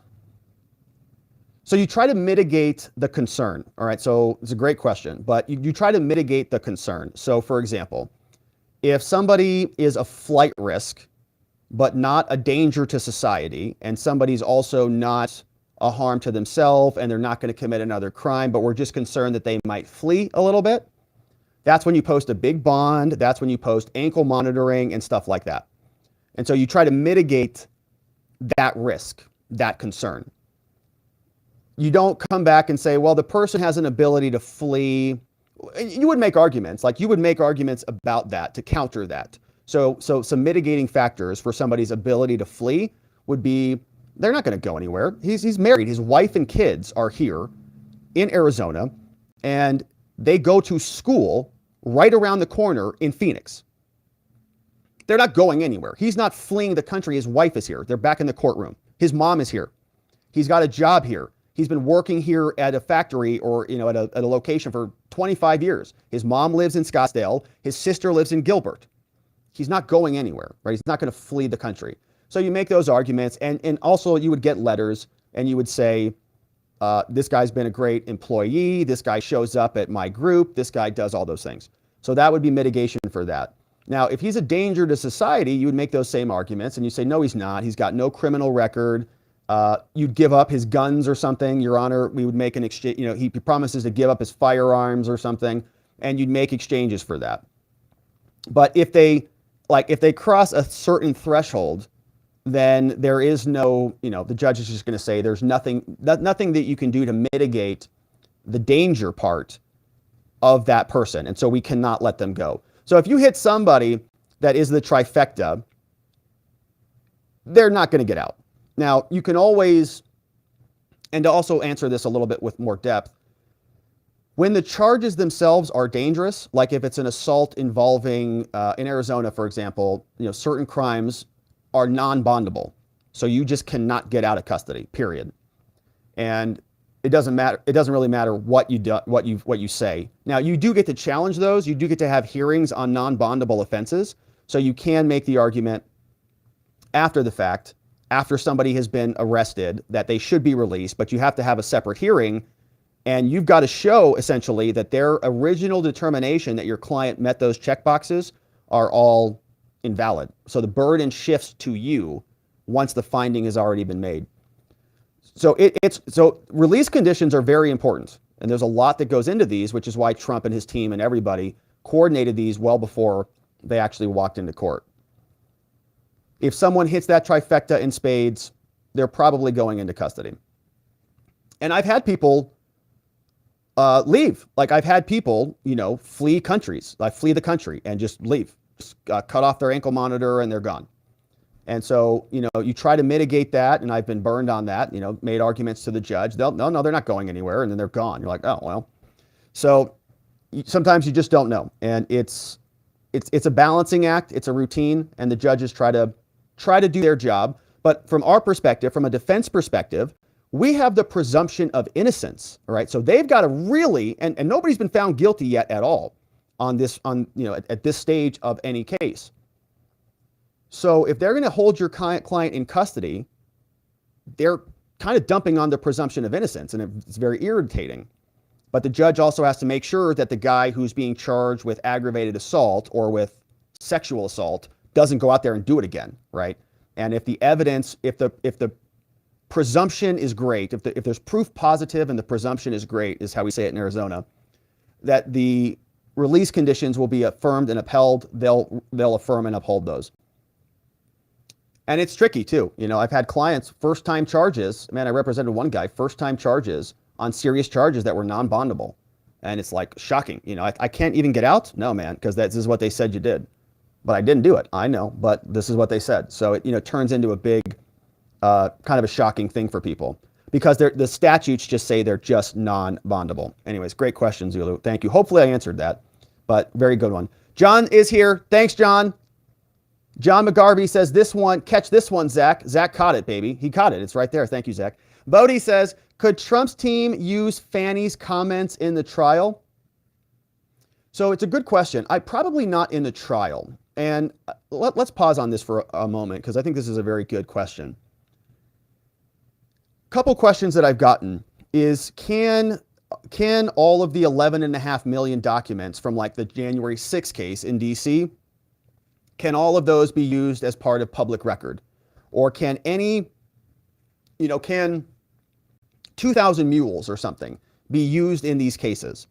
And the answer that I think we're going to see in trial is going to mirror the same questions that we got back during the Proud Boys trials and during the Oath Keepers case, where they said that unless it is relevant, directly relevant to the evidence presented in the trial, we're not going to include it. And so, for example, 2,000 Mules, it came out after January 6th, and I think you'd have a difficult time getting that movie in because you can't make the argument that Trump or Meadows or anybody relied on the film to make their decisions. So they can't rely on it, therefore it's not really relevant to the trial. But the underlying, evidence, like if they did investigate fraud, like that might be able to come in because it was independently part of their mindset back when they were making these decisions. So they're going to split it that way, right? 2,000 Mules, it came out, but maybe if they can say, well, some of the evidence we found independently before that, it might come in. Same thing with Fani's arguments. I think that they could certainly use those social media posts in pretrial motions. They could argue that this is malicious prosecution, she's violating her ethical rules and all sorts of stuff. But ultimately, the judge might say the charge here, because remember, we start with the charges. They're saying that Trump committed this racketeering conspiracy and he committed these overt acts. If the bit of evidence you're using is to try to rebut the overt act, a lot more likelihood that the relevance is going to come in, but not anything because the judge is just going to say it's not close enough. And we saw this with the Proud Boys, and it drives me nuts, especially as a defense on the defense side, because our defenses are often very broad, right? We want to expand the scope. Here's an image of Trump. Now the clarity is bad. Is it pollution or dust or something?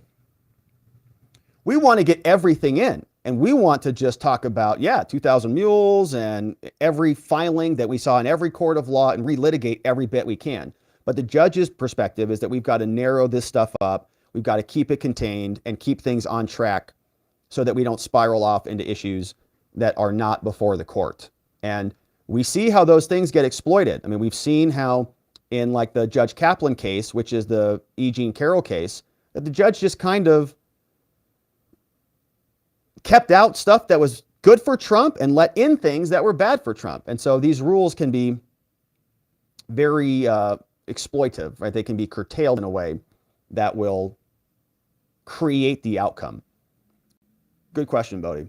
Made is here, says, regarding the Georgia case, I'm trying to understand how the 10th Amendment sets precedent here. Thank you for helping us to figure everything out. Always a great show with information. Thank you. So, I think what you're asking about is, I think your question is about separation of the federal system versus the states. So the 10th Amendment is generally referred to for states' rights, right? Everything that the Constitution doesn't grant to the federal government is reserved to the states. So we get the rest of that. And I'm not sure where your question is trying to get at with that, but I think maybe there's a distinction between Fani being able to prosecute under state authority and what is the delineation between federal authority. And certainly I believe in states' rights, and I think that states should have the authority to go and prosecute things on their own ends. I would actually prefer states to have more authority than the feds. I think states should be able to govern themselves and claw back some of that authority that has been usurped by the federal government. But I think the conflict that we have here is not so much about the 10th Amendment per se. It's kind of that, it's almost the reverse of it, right? The 10th Amendment reserves everything else back to the states. But Fani's almost doing the opposite. She's almost encroaching not into states' rights, she's encroaching into federal rights.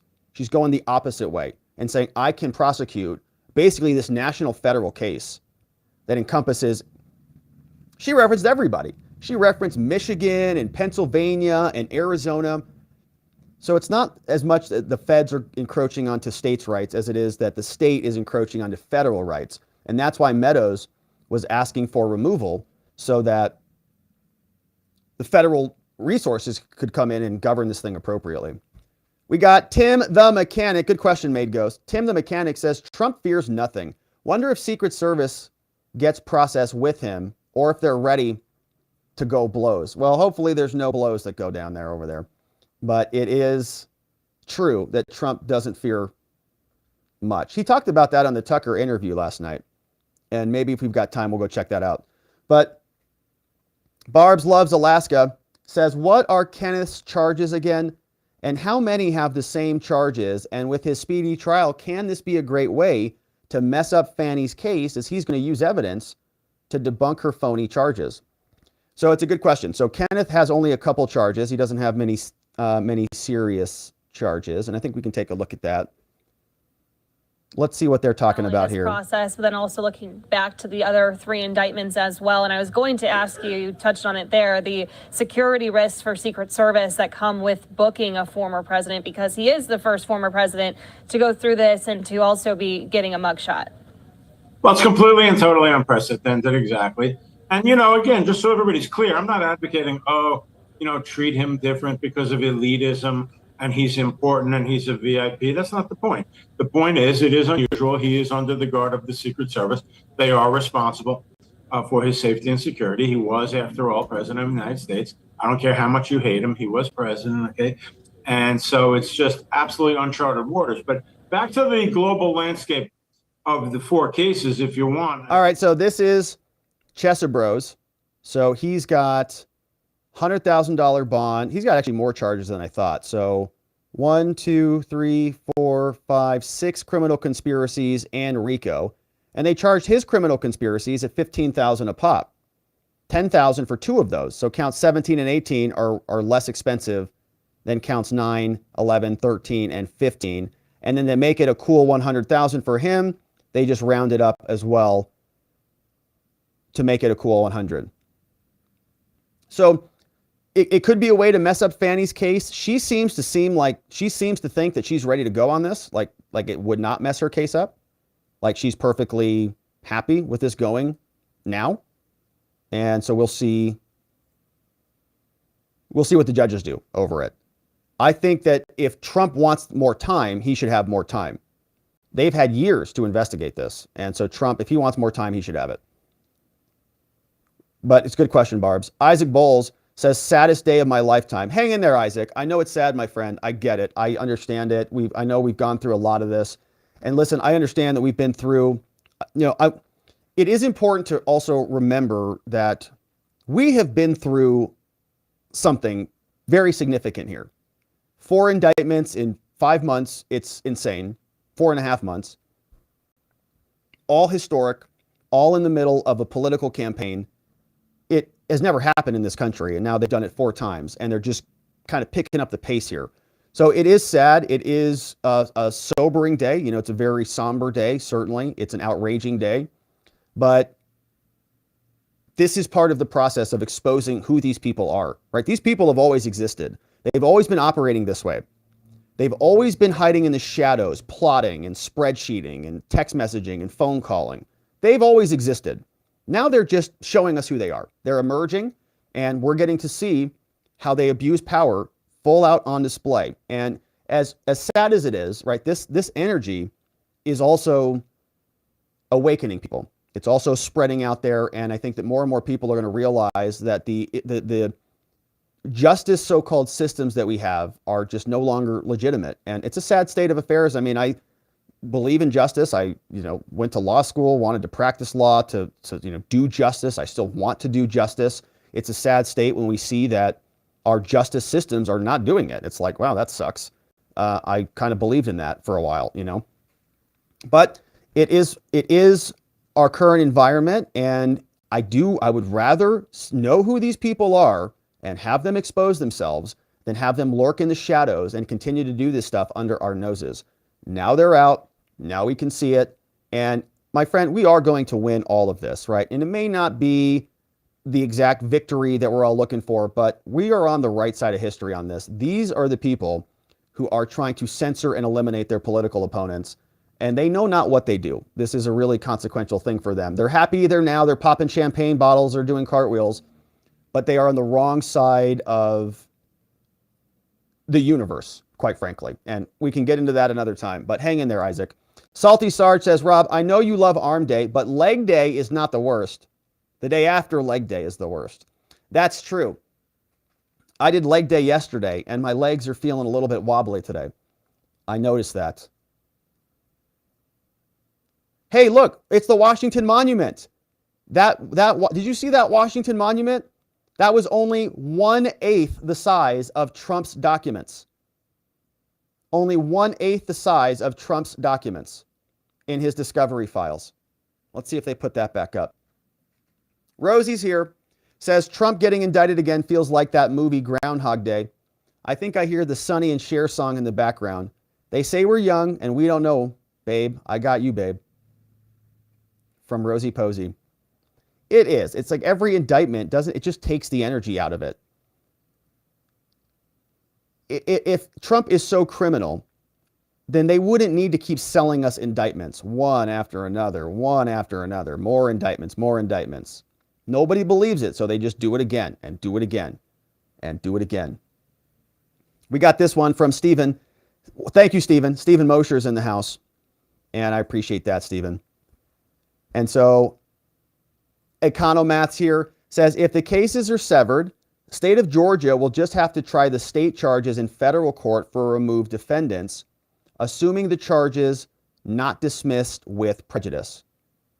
So they'll try the state. So Fani tries the state charges in federal court for the removed defendants. From Economath. Thank you for that, Economath.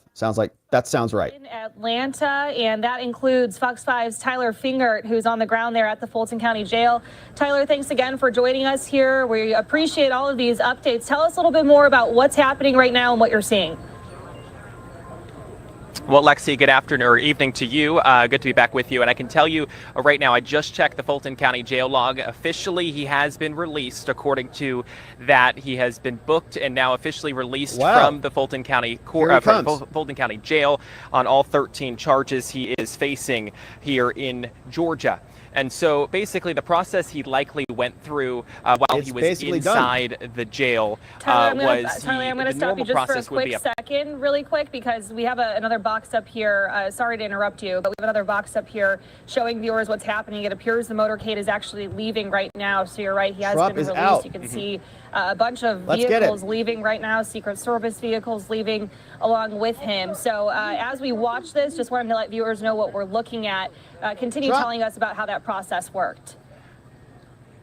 And so with the motorcade now moving, likely that would mean if he's going to go out the same way he came in, he will not come where we are. We're on the Rice Street side. He is over on the Jefferson Street side, which is where some of our other cameras are. And if he follows the same protocols that Rudy Giuliani did yesterday, he will likely go to his bail bondsman to have to sign some documents. That's what Rudy Giuliani did yesterday. So we are hearing, we do have and are hearing that he is about what bail bondsman he did use. I'm sorry, I'm just checking emails that are coming through, seeing if Grady emails about a mugshot possibly being released. I'm just trying to look through it. Yeah, take your time. Take your time. But so essentially, if all protocols that they did yesterday, he will then go to his bail bondsman, sign some documents before heading back to the airport, where, as you know, and we've been reporting for hours at this point, he will then speak to reporters under the wing of his jet over at Atlanta Hartsfield-Jackson International Airport. So that will happen at some point over the course of the next probably hour or so. He's not really expected to be on the ground that long here. He is really expected to come for this and pretty much immediately leave. He landed, just after the 7 o'clock hour. He got here just about 7:34. And now already by 8 o'clock, he's already out of here. So less than 30 minutes to get booked, which is obviously they expedited the process, and we were expecting that. So the one thing about a mugshot, we were initially told by the Fulton County Sheriff's Office the other day that every single person that the mugshot would be released. But there was a big but. They would send out that mugshot of everyone, all the mugshots, at 4 o'clock, around 4 o'clock Eastern time every single afternoon. Since former President Donald Trump is being booked, at about 7:30 at night, we may not get to see that mugshot until sometime tomorrow. But we did see some of those defendants who were booked in yesterday or the day before that. I believe Jenna Ellis was one of them, actually posted their own mugshot on social media and used it as their profile picture. So that is one way that we may be able to see what that mugshot looked like. Again, former President Donald Trump, though, already on the move. Not sure where he's heading at this point. If all indications are what it was like before, he does have to work with a bail bondsman to get his signatures, but that could also all be done remotely. So we'll have to see how that plays out. But really here, since he's already moving, he's likely not coming out on the Rice Street side, already on the move on the Jefferson Street, heading back towards either the airport or to his bail bondsman. But still a lot of people out here just waiting, a lot of supporters out here, well over 100. You see a lot of Trump, former President Donald Trump flags like the one right behind me, one beyond over there, a lot of MAGA gear as well, as folks came out here to support the former president as he was set to be booked here at the Fulton County Jail. And as again, we can now report he has been released after going through the booking process and is now on the move once again. All right, we have more video of that. There's looks like a fake mugshot going around on Twitter right now. So a lot of people are reposting this, but I think it's fake. So be very careful about that one. If you think there's a real mugshot going around, here's what's going around. I'll show you. It looks like a Photoshop. So for example, here we got Post Millennial. Post Millennial says Trump mugshot. I think this is fake. I do not think that is real. All right. That's not the same tie, first of all. So he had a red tie on, and that is not the same tie. So I don't think that's real, but it is flying all over the place. Yeah, I think it's fake. So just be cautious about that. And yeah, here's another. Let's see. I'm pretty sure that's fake. Yeah, here, somebody posted this. Trump exits. He's got a red tie on there. I think it's a fake one. So, yeah, just be careful about that. A lot of people are trying to say that it's out. Now, let's see if there is one coming out, but I don't think that's it. County District Attorney Fani Willis filed that she would like the trial to start in March. Okay, RICO trials are incredibly complex. They take time. It is not something that you can just snap your fingers and it goes to trial, because there are, in this case, 19 defendants. You had one of the defendants file that they want to have a speedy trial, which they are entitled to, and then District Attorney Fani Willis filed today that, hey, we can do the trial starting in October. And so that is going to be something that we're going to have to wait and see. The judge, Scott McAfee, has not made that decision yet, but that is something that we are going to be monitoring here locally, and of course will be that will be passed around as soon as we get more information. All right, Trump's making his way back. New York Times has an update for us. Trump's booking seemed particularly speedy. His motorcade is now headed back to Atlanta. Wow, Trump had a mugshot taken. A first for him in his indictments, and once was again fingerprinted, according to two people familiar with the arrest. So Trump had a mugshot. That's according to Maggie Haberman. So I'm sure we're going to get it dropped any minute. And we'll just hang tight for it. So would be able to best proceed, because they have to make sure that every single person involved in this case is able to have the legal counsel and be able, that those attorneys and those lawyers can be able to have the best defense for every single person involved in this case. And that does take time. RICO cases, racketeering cases are very long. I mean, right now, Georgia is dealing with the YSL trial, the Young Slime Life. It is the gang and racketeering trial that's been going on since January. They have not seated a jury in that case. That's been going on since January. We are now in August, almost September, and they still haven't even selected all the jurors yet, or any of the jurors yet, to even get that trial started. And that's a RICO trial. So that's something, unfortunately, we're going to have to continue to monitor about when something like this unfolds, because of the fact that it is just it's going to be such a complex case to bring to trial here. Lexi? Sure. Tyler, thanks so much. Great job giving us a recap of what we need to know right now. We really appreciate that update, and we're going to continue to check in with you guys. So as of now, he has left the Fulton County Jail. Tyler Fingert there reporting live from Atlanta. Tyler, we'll talk soon. Have a good one.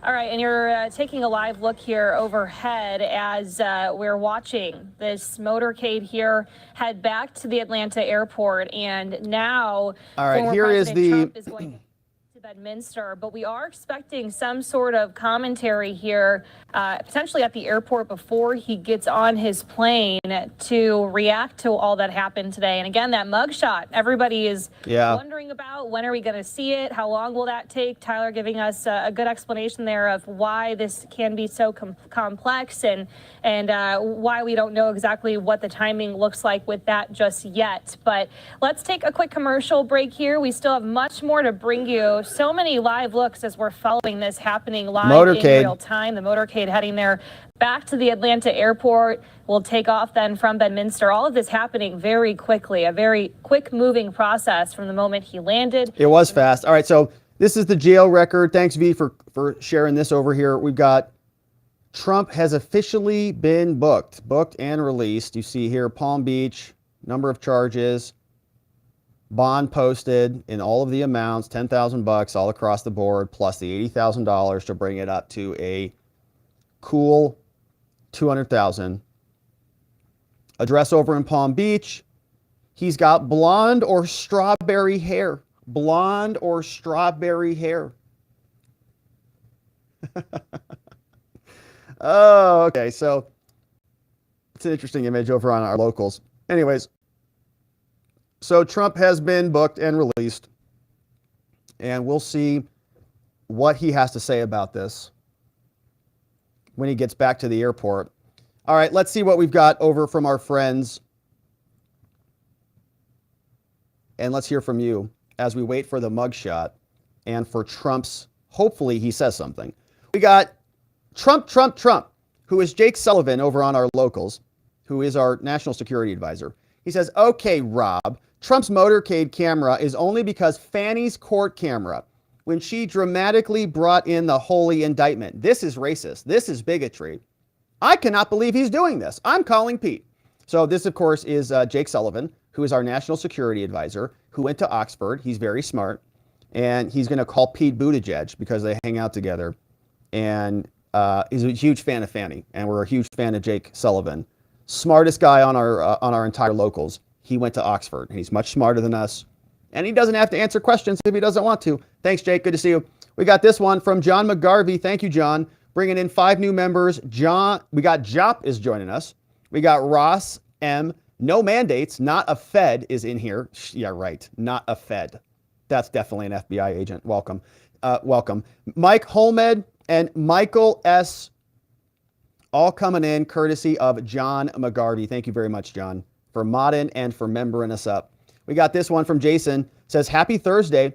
Jordan should have written to DA Fani that they were working on the anti-Fani legislation. Anti-Fani legislation. Sounds important. I think we need that. Live looks that we're following right now. Our Skyfox overhead. The motorcade, as the former president just left the Fulton County Jail, is heading back to the airport in Atlanta before taking off for Bedminster, where he arrived from earlier today. We've been watching this all happen step by step as this has unfolded. Motorcade cam. The fourth indictment here now of a former president, and also the first former president who will be getting a mugshot. So a lot of major firsts here that we're following. And in the meantime, we've been checking in with our reporters that are really all across Atlanta right now, giving us exactly step-by-step updates of what we need to know and what is happening. And that's exactly what we want to continue to do right now and go out to Fox 5's Randy Travis, who is still at the Fulton County Jail. Randy, that was pretty quick, but it was what we expected. It was quick, Lexi. Yes, Donald Trump is now officially Fulton County prisoner 2313827. Sick. He arrived here about 7:35. His motorcade came in the back entrance, the more secure of the two entrances here at the Fulton County Jail. Went inside, took about 20 minutes, as you mentioned, got his mugshot taken, fingerprinted, a few other particulars, and in 20 minutes he was back out the door, exited the same way he came, and is now heading to Hartsfield Jackson International Airport, where he will board his Boeing 757 and head back home to his golf club in New Jersey. All right, so we'll keep going until we see him back at the airport, and we'll see if he says anything. If not, then we'll leave it there. But we got some other, hey, Voice of the People. Thank you, Voice. Voice is bringing in 10 new people. Woo, thank you, Voice. We've got, who's coming in?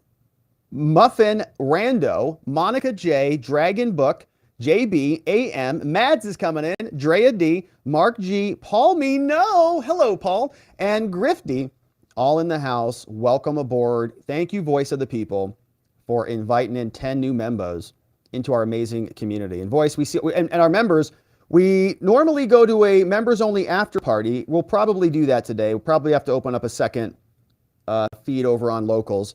But we'll see you over there, and we do member-only streams in the mornings. So if you want to join us to get the latest in the morning stuff we can't get to here, become a member, and we'll see you there. We also do Saturday shows, too. Thank you, Voice. William Jones says, Hunter illegally purchased a Colt Cobra 38 special revolver law, in the charging docks. The naked pics with the gun has him holding a semi-auto pistol, not a revolver. Media, government, law enforcement all lie. He had 2+ illegal guns. That's an interesting comment, William Jones. Yeah, that's curious. So he was a drug addict in possession of multiple guns when he shouldn't have. I think the crime they charged him with was lying on the form. So that's how they would distinguish that. They would say the crime wasn't being in possession of the guns. It was lying on the form in order to buy a gun. But you're right. I mean, they try to minimize it. They try to say that it's nothing, that he didn't commit any crimes. He just was late on his taxes. Just like, no, it was just a lying on a gun form. No. The dude he thought he was like a mobster or something. And he was just, a crackhead for daddy vice president. Pathetic. Good to see you, William. Sergeant Willie says, what they don't know is Trump has a Monopoly game. Got a get out of jail free card in his pocket. Well, I sure hope so. We're going to see if they pull that out. We haven't seen much from Trump in terms of his filings and stuff. We're still, very new in all of these cases, but we're still waiting for some drops, either in the J6 case or the Big Fani case. We'll see. All right, R. Taylor's over on Locals says Trump takes political hits, smears like Superman takes bullets. His suit of armor comes from his MAGA supporters that have grown from 80 million to 180 million. If his views from last night are an indication, it feels like he genuinely accepted what real patriots are asking for him. I think you're right about that. Tucker asked him about that. Let's just play that clip while we're waiting for Trump. He did say that. And it was a nice little exchange because Trump said, kind of facing a lot right now. Let's listen. Here we want to give this the old mute and listen to this. Takes away the right of the vice president to do it. So I said, they're doing is they've weaponized, and don't kid yourself, the DOJ and Biden and the whole group, they're watching all of this stuff. They love the local stuff. The DA in Manhattan. Not only that, they put one of the DOJ top people into the Manhattan DA's office to run things. They don't even have a case against me. It's not even a case. Everyone says, even the Democrats say, you can't bring these cases. You have no case. The Attorney General or the District Attorney, Fani Willis. Big Fani. In Atlanta, she's getting killed. Basically, she's saying Trump doesn't have the right to criticize an election. But you've been around long enough now. You've seen many elections criticized. I mean, Hillary Clinton goes crazy. Every time she talks, she says, he's not the president. Jimmy Carter said, he's not the president. Well, I am the president. Hillary Clinton called me, by the way, at 3:02 in the morning to congratulate me the night of the election. Did her voice crack? Well, her voice was, it's very different, I will say. I won't get into that. But what do you mean? Drunk. Her voice was very different. Hammered. Don't forget, they were all celebrating at 5 o'clock in the afternoon. And I came home and I said, I think we won. I felt we won because the rallies are so big. We'd go to Wisconsin and we'd go to Georgia. We'd go to different states and Michigan. We'd have rallies. In Pennsylvania, we had 58,000 people in Butler. And I said, how are we losing this? How do you have a rally where you have from 50 to 100,000 people, many of them. I did 7 a day for a couple of days. That's a lot. All right, so That's we were these caught are big up. rallies Yeah, too, they're and I live didn't hold now. back. I didn't say, let's make them little. My feed was behind. All right, so now we're back. They're back on the tarmac. Thanks for the heads up. That came over from locals. Thanks for the heads up. Jeffrey Davison. All right, so we want to see if they are going to speak, if he's going to say anything. We are going to check in with you a little bit later now as we see the motorcade has arrived back at the airport, just so you know, too. But thanks so much for that update. Doing a great job reporting there from the Fulton County Jail. Thank you. Okay, so you can see that we have this shot up here now as the motorcade, Secret Service, and the former president himself have all arrived back at the airport there in Atlanta. So giving you this live image right now as we continue to watch all of this happening. We also have a better close-up shot here on the ground. And this is what we do at LiveNow from Fox. If you're new to us, welcome and thanks so much for being here. We get all of these different live looks from coast to coast across the country, international looks, you name it. And we're able to bring it to you live, raw, and unfiltered. So everything that we hear as we take you through our programming are seeing for the first time.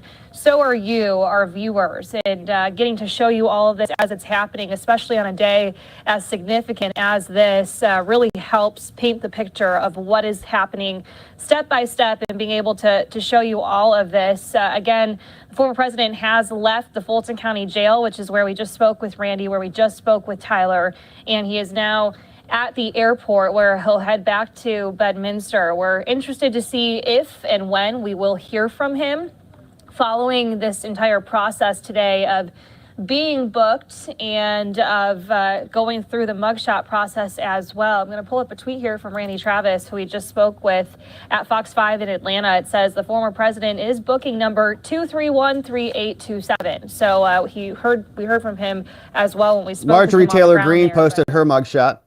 She's got this one. I stand with President Trump against the communist DA Fani, Big Fani, who is nothing more than a political hitman, taking out Biden's top political opponent.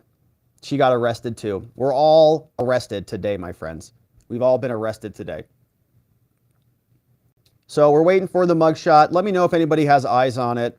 John Allen says, thank you, Rob, and everyone here in the chat for making this a bearable event and giving me something to smile about. Everyone in the chat is amazing, sometimes making me laugh so hard my sides hurt. We have the best chat. And John, thank you for being here and being a part of it. Uh-oh.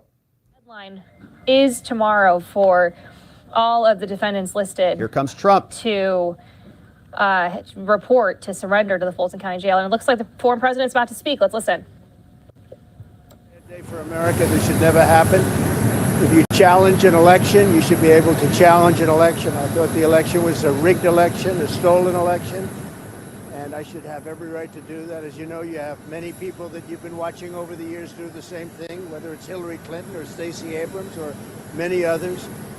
When you have that great freedom to challenge, you have to be able to, otherwise you're going to have very dishonest elections. What has taken place here is a travesty of justice. We did nothing wrong. I did nothing wrong. And everybody knows that. I've never had such support. And that goes with the other ones, too. What they're doing is election interference. They're trying to interfere with an election. There's never been anything like it in our country before. This is their way of campaigning. And this is one instance, but you have 3 other instances. It's election interference. So I want to thank you for being here. We did nothing wrong at all. And we have every right, every single right, to challenge an election that we think is dishonest, that we think it's very dishonest. So thank you all very much, and I'll see you very soon. Thank you very much. All right. Did you pardon yourself? President. I was different from the previous investigation, sir. All right, so there you have it. That's it. All right. So that's the statement from Trump, and he's now back on the plane, heading back to New Jersey, and we'll see if there's any more statements from him on the other side. But very standard proceeding, very quick. He certainly was in and out of there at rapid speed, and we're waiting for the mugshot to drop and see how incredible he looks. He's going to look just outstanding. And he looks fabulous. He looks strong, thorough, resolved, ready to rock and roll. And so we'll keep watching for that. We got Catherine Rex says, I'm here, YouTube fam. I was catching up. Good to see you, Catherine. And Catherine Rex, I got some of your emails too. Thanks for sending those in. All right, let's see what else we've got.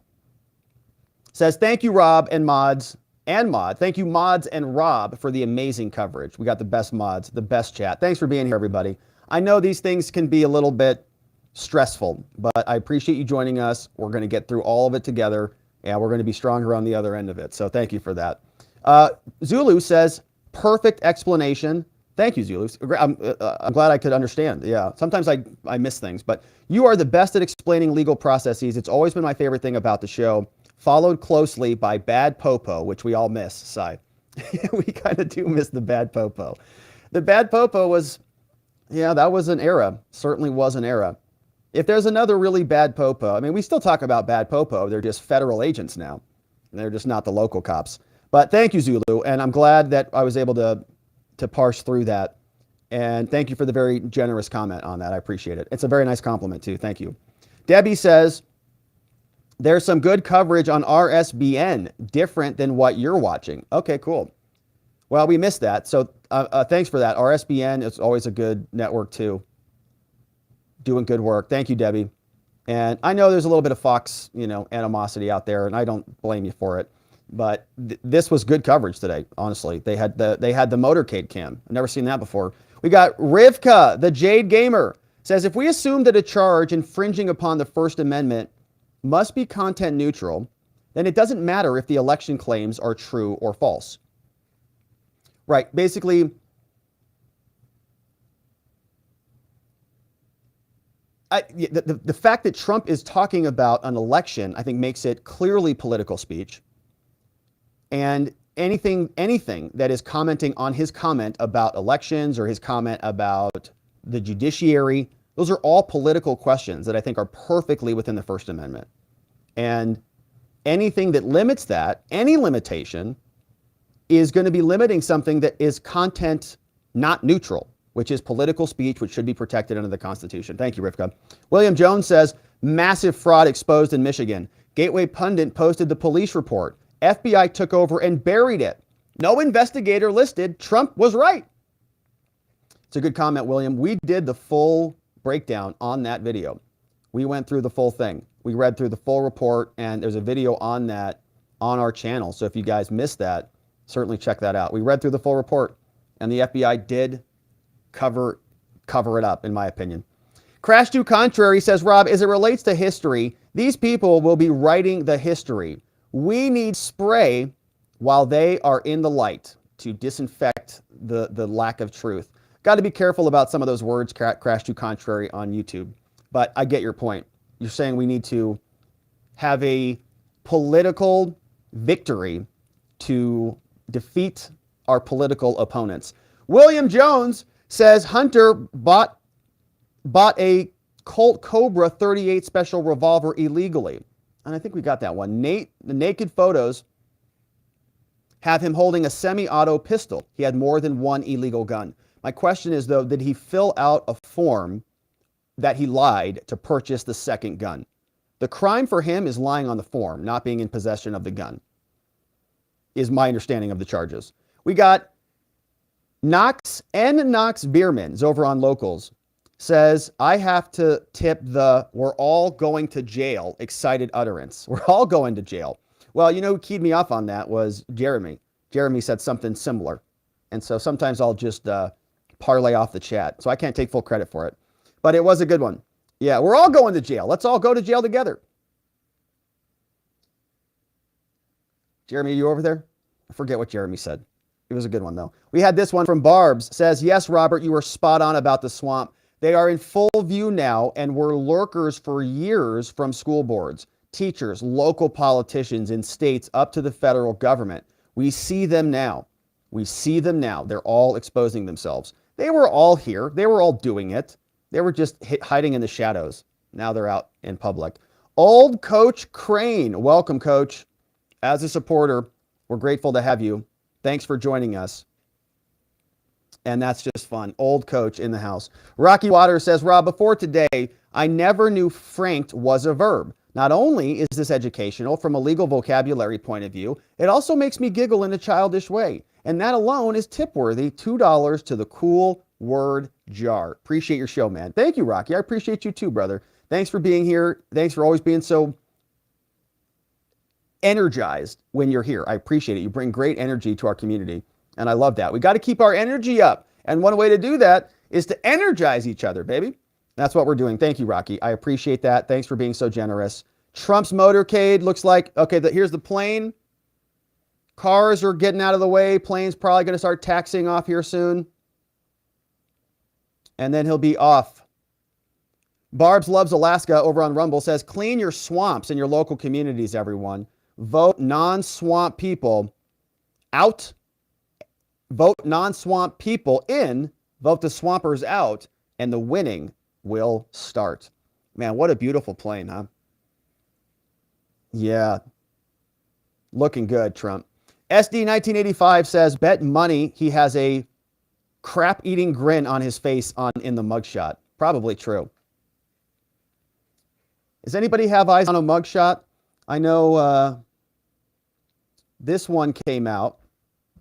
This looks like this could be it.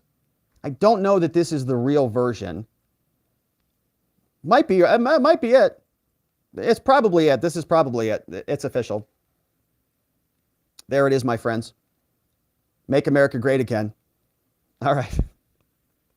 That's not the real mugshot. All right, so let's see what else we've got. And let's drop that down a little bit and jump over to our show notes. Six Sponskis is here. Good to see you, Six Sponskis. And locals, we're going to start another feed as soon as this one expires, so hang tight. Six Sponsky says, I'm usually studying while I listen, but every time you call somebody a dum-dum or say Big Fani, I can't help but laugh out loud. It might be the junior high girl in me. I don't know, but we all need these good laughs you provide. Thanks for all you do and for the awesome show. Thank you, Six Sponskis. We gotta keep it lively. We gotta have a little bit of fun here because otherwise it's just all doom and gloom. And I believe it when I say it. I believe it when I say we're going to win, we're going to win. Because these people are on the wrong side of everything. Everything. And we'll continue to talk about this. But thanks, Six Spotskis. I appreciate it. Isaac Bowles says, sorry, I meant for our country. Let's see. Isaac Bowles, trying to correct this record, says, saddest day of my lifetime for our country. Yeah, it's a sad day. I mean, it's a historic day. Democrats are thrilled about it, but I'm not so sure they are aware of exactly what they're doing, quite frankly. The Good Doctor's here says, monitoring the liberal pulse here in SoCal, even amongst limousine liberals, the majority feel that Trump charges are politically motivated. Most long for the days of a Trump presidency when economic life was favorable. I feel the only thing left for the anti-Trump left is the unspeakable. Yeah, I think a lot of people are going to start feeling more of that, Doctor. We don't talk a lot of economics here, but certainly a lot of the economic prognosticators are saying the first quarter of next year is going to look not so good. And that might carry into the election season. So the pain that you're experiencing other people, communicating about, I think might just exacerbate. And I'm hearing the same thing too. It's like people are thinking that 4 indictments, you don't need to indict like Ghislaine Maxwell 4 times, right? You could, you just did the one and everybody realized what that was. Look, when there's a big criminal charge, you just indict the person and you go, oh my gosh, wow. They did what? Oh, poof. And then everybody just moves on. They don't need to keep telling us that it was illegal and unprovoked. They don't need to keep telling us that Trump is not above the law, right? If they have to tell you, then it's not true. All right, so locals, we've got to open up a separate feed. And so we're doing that right now. And getting that rocking. Boom. Boom, boom, boom. And we're back. All right, so thank you, Good Doctor. Good comment on that one. Norman Smith says, watch those poll numbers go up, up, up, and away. I think you're right about that, especially when we see that mugshot drop, whenever that's going to be. We've got, let's see, is there any updates on that? Still doing a quick Twitter refresh. Nothing there. Good to see you, Norman. Here's another one that came in. This could be a mugshot from Tweak. Wanted for the second term, Donald Trump. They got him at 6'6", baby. They gave him a couple extra inches there. Looking good. Looking good. Wanted for a second term. S.R. Dempsey says, thanks for the update. After watching last night's debate, only one candidate had the nuts to stand up for justice. I've learned that never to do business in Georgia. From S.R. Dempsey. That's a good comment. Yeah, and I think that was probably Vivek. I think he did a pretty good job last night. I've learned that never to do business in Georgia. Good idea. Yeah, good idea. Zach Nichols is sharing this. Busted. We miss you, Paul Mino. Hope all is well. Very well. Indeed, we saw Paul Mino in the house. Good to see you, Paul. Paul Mino, our meme smith extraordinaire. Been a while since we've seen Paul. Norman Smith says, excellent. Finally, we get a presentment of evidence for the 2020 election in a court of law. Hang on. This could be a bumpy but necessary ride. Trump may not have beat the ride. He will beat the rap. Good comment from Norman Smith. We're certainly going to get to unpack a lot of this. And, you know, after January 6th, I think a lot of people didn't want to even talk about the election. They're just like, oh gosh, that was so gross. Let's not talk about it. But now with a fresh set of eyes and a new election coming in front of us and people recognizing that their pocketbooks are being hit by the current state of affairs, maybe they'll revisit 2020 and think, yeah, you know, that did feel a little bit weird.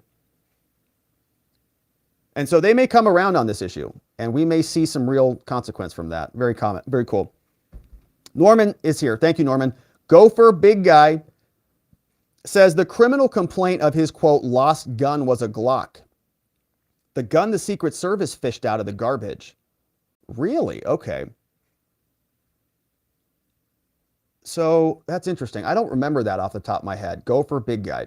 So was there actually a criminal complaint? I know there was a criminal information.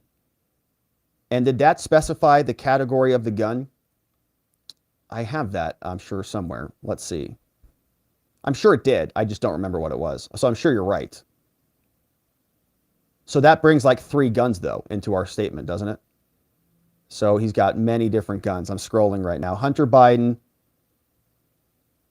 his plea deal was this one. And in the statement of facts, in the Hunter statement of facts, let's just see, yeah, here's the statement of facts. Biden relapse, well-documented long struggle, corporate tax returns. He got 2.6 million.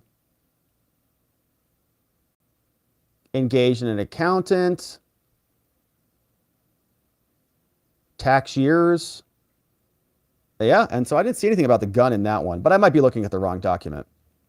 Probably am. So anyways, so very cool. So from Gopher Big Guy, look, the point is, yes, he is getting smoking deals that nobody would ever get. And they're just ignoring huge swaths of conduct. I don't have any doubt that Hunter had many other types of guns.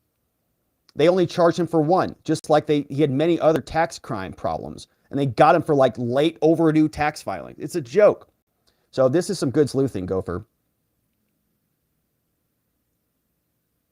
And it just adds to the fuel that what a scam this whole thing was. David Weiss organized it, let him get away with other gun crimes, other tax crimes, and so on. Smiley Glad Hands says Trump needs to respectfully decline to participate in this sham. That's that's where I'm wondering if we're going to get at some point. If a judge says you can't say that anymore, you can't speak that, your free speech is not as strong as you think, Trump, and you can't do that anymore. And what's he going to say? I'm in the middle of a campaign. So thank you for limiting me. I'll show up to court. I'll show up and go through this sham, but I'm going to exercise my free speech.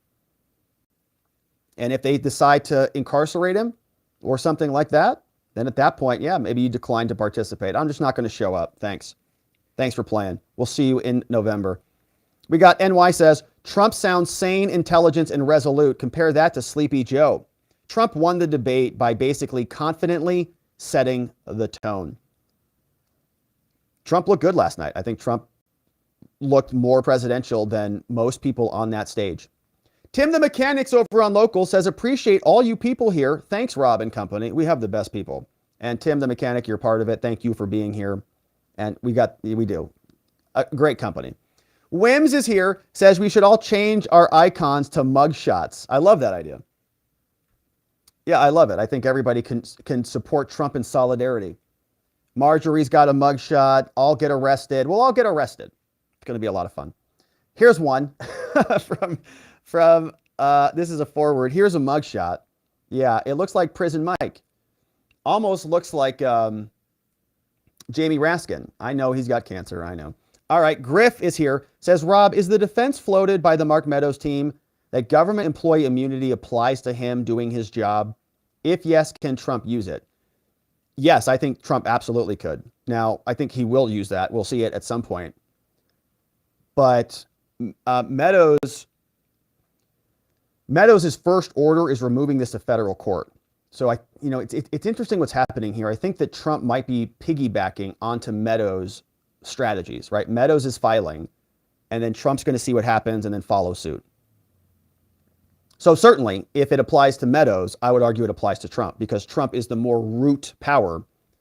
The power and the immunity and all of those provisions emerge from the office of the presidency, from the president, who is the chief executive of the country. So I would say it applies. Jester's here, says, I would love it if Trump wore a tie or a t-shirt that called out the corruption. Yeah, I've seen shirts like that in like court, like when the defendant says, when he wears a shirt into court and he says like, F the popo, F the police, you know? Judges don't generally like that. But sometimes people do that. All right, so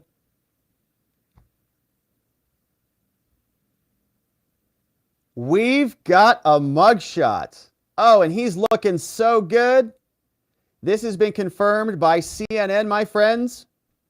Coming from CNN.com, we've got Trump's mugshot for all of us to celebrate.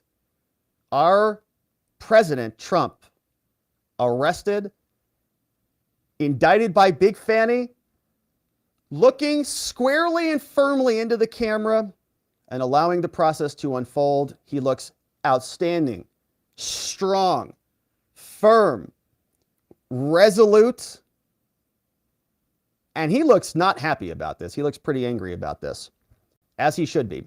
This is a horrific thing that's happening in this country.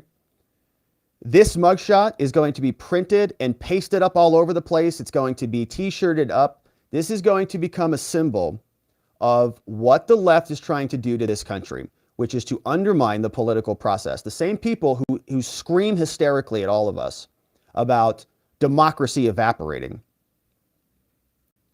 They're the ones who are trying to keep him off the ballot. They're the ones who are trying to put him in jail, to remove him from the field because they can't beat him. They're petrified. They're freaked and flailing around, gasping for their last breaths as they try to recreate the whole country to support them because they know it's slipping away. All of their power, every time they indict him, they squeeze harder and the sand continues to just squeeze right through their fingers. Trump looks great, man. I'm fired up looking at this mugshot. He looks fired up. He looks good. He looks as strong as can be. He looks healthy and he looks fortified. He looks resolute. And I am excited to print this document out. And let's see if we can just go ahead and do that right now, as a matter of fact. And we'll save this image as Trump's mugshot. I think it looks great. I don't know what you guys have to say about this, but I'm sure we're going to go take a look here in a quick minute. Trump's looking fabulous. Looks as strong as ever. And we want to see what he says about it.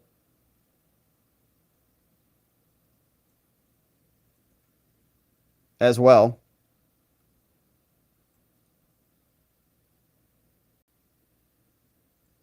All right.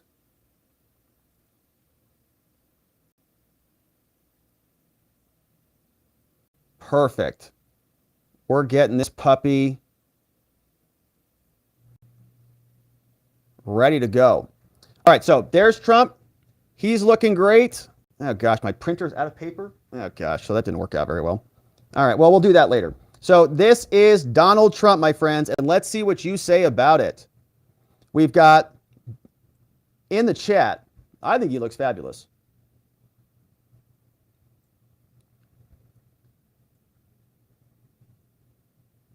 Zach says that picture is epic. It looks great. I think it looks great. It's President-elect Trump. Strong and healthy, baby. Amen. I agree. I think he looks great. He looks great. Hopefully he can copyright it. Gosh. Yeah. He looks good. He looks good. Just secured a win. All right, so that came over from C-SPAN. I'm sorry, from CNN. And thank you, Zach Nichols, for flagging that for us. First one in the house. All right, so that's Trump. I think he looks outstanding. He looks great. Might be a good emoji. All right, let's see if he said anything about this. So Trump, of course, on Truth Social.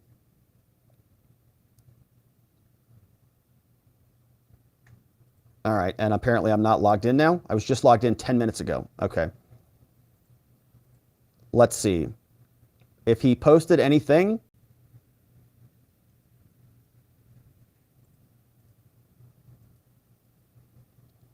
And Truth is still loading, so don't know what's going on over there either. All right, so Jesser Bob is in the house. Says, I would love it if Trump wore a tie or a t-shirt and called out the corruption. Would love it if he wore a tie or a t-shirt that called out the corruption. Good stuff over there. We had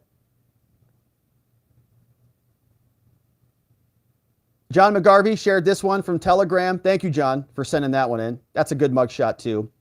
Rivka, the Jade Gamer, says the law should be content neutral. I think Fani could bypass it, the First Amendment claim, by saying that even if he was right, it could still be illegal, from Rivka. Joel's here, says, can the House of Representatives give Trump immunity? This was a concept that Matt Gaetz was talking about, and I think that they could theoretically. Matt Gaetz could say, we're going to grant you congressional immunity in exchange for your congressional testimony, just like they would bring any other whistleblower in front of Congress and say, talk and you'll be free. They could do the same thing to Trump and have Trump and immunize him for all the back time, all of the things that he talked about. And I think I've heard Matt Gaetz talk about it.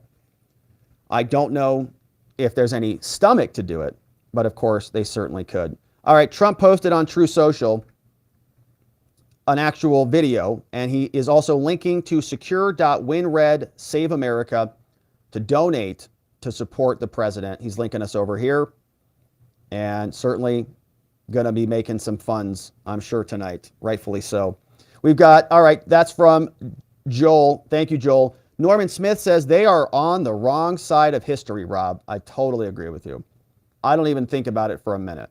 They are anti-free speech. They are anti-education. They're really the anti-science people. Okay, they just say we should all accept whatever they say. That's not science at all. They can't even get their pronouns and genders right, right? Everything, like all of the progress that humanity has made against small government and free markets and free speech and free associate, free action, all of it, they want it all gone. And that is more reminiscent of an ancient era, one that we've already conquered and moved past. They want to go back to that. That's why they're on the wrong side of history. Economath says, bet money that Fani will try to twist the Trump Truth Social tweet question about ATL crime rates into some sort of dog whistle about her. I agree with that. I'm sure we'll see filings from them about Trump threatening the office and so on. And maybe they want to increase his bond or do something about it. But I think it's squarely within free speech. I'm sure his truths are checked by his lawyers. And he didn't talk about witnesses or co-defendants. He talked about Big Fani. We got Adesia, says, can't wait to see the swamp scurry in 2024. No doubt. They're scurrying now. They're freaked out. That's why we're on indictment number 4. Hey, William Jones says, this time we got him. Year 8 of TDS. It's like every year it just keeps going. The walls are closing in, William. The walls are closing in. Another witness turned. This time, it's it. Give me a break. Barb Loves Alaska says, tag you in an update on the mugshot release. Question, can they stop Trump from claiming it for selling T-shirts? No, I don't think so. I mean, that's public. That's a public photo, all public domain. It's Trump. He should put it on coffee mugs and everything immediately. Good to see you, Barbs. This one came in from Zach. I'm not sure what this one is. Apparently it's a book called Plaintiff in Chief. I've not heard of this one. From James D. Zirin. A portrait of Donald Trump in 350 lawsuits. Barb says, meant to say tagged you on X regarding the mugshot. I'm typing too fast. Thanks, Barbs. We'll hop over there and say hello to X here in a quick second. William Jones says, gun charge was in the sealed pre-trial diversion. Okay, that makes sense. I looked at literally the only other wrong document. Thank you, William. So that's what defined what the gun is. Ray K's here. Thank you, Ray K. Very generous. A nice little Shibu. Saying thank you. Thank you, Ray K. I appreciate you being here and donoing. John McGarvey says, just put his flag pin on upside down. Just put his flag pin on upside down for Donald Trump. Oh, that would, I see. Rather than saying F Big Fani, just put his flag pin on upside down. Hey, John Marino's here. What's up, John? Says I sent the mugshot on X and Twitter. Thanks, John. All right, we'll hop over there. Shout out to John in the house. Wim says he looks like he's kind of holding back a laugh. This is iconic. No doubt about that. No doubt about it, man. It is very, he's kind of looking, he's looking under his brow. He looks tough, man. He looks good. He looks very fortified.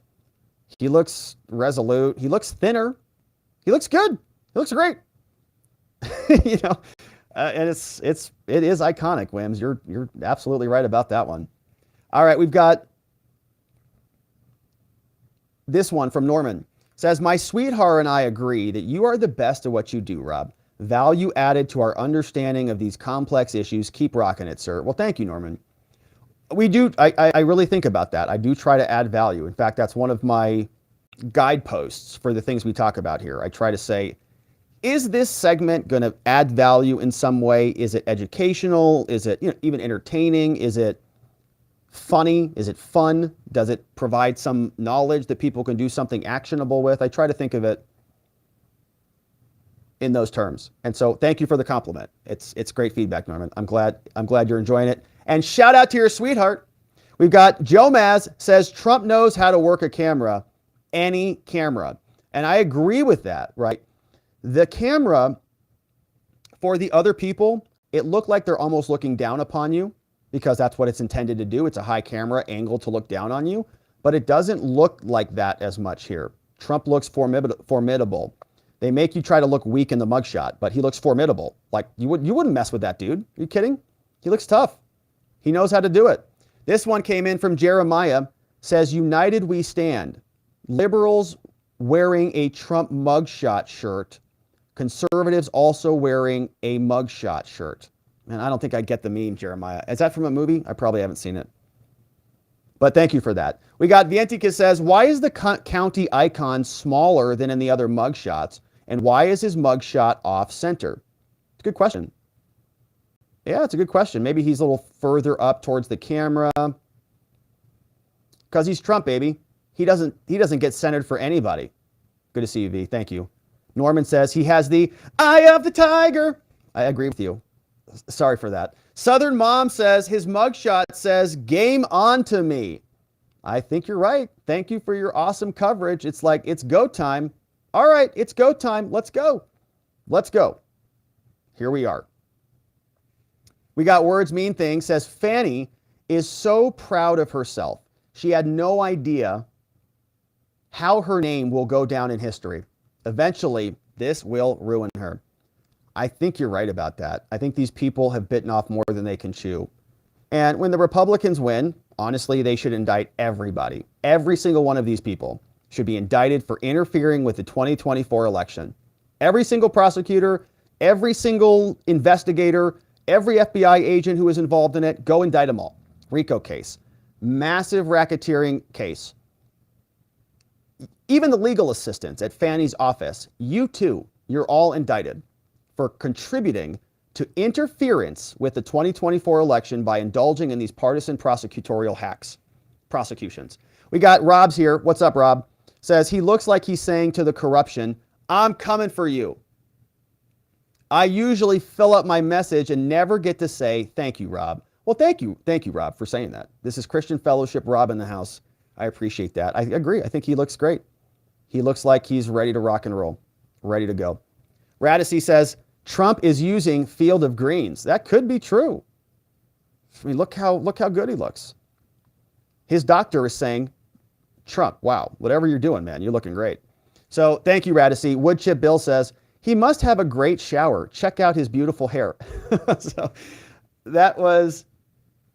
I think that was a comment from the Twitter interview. Trump was upset that some water, had some problems with their water.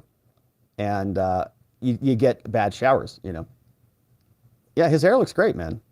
Looks great. Woodchip, good to see you. We got NY says, one word caption, vengeance. One word caption, vengeance.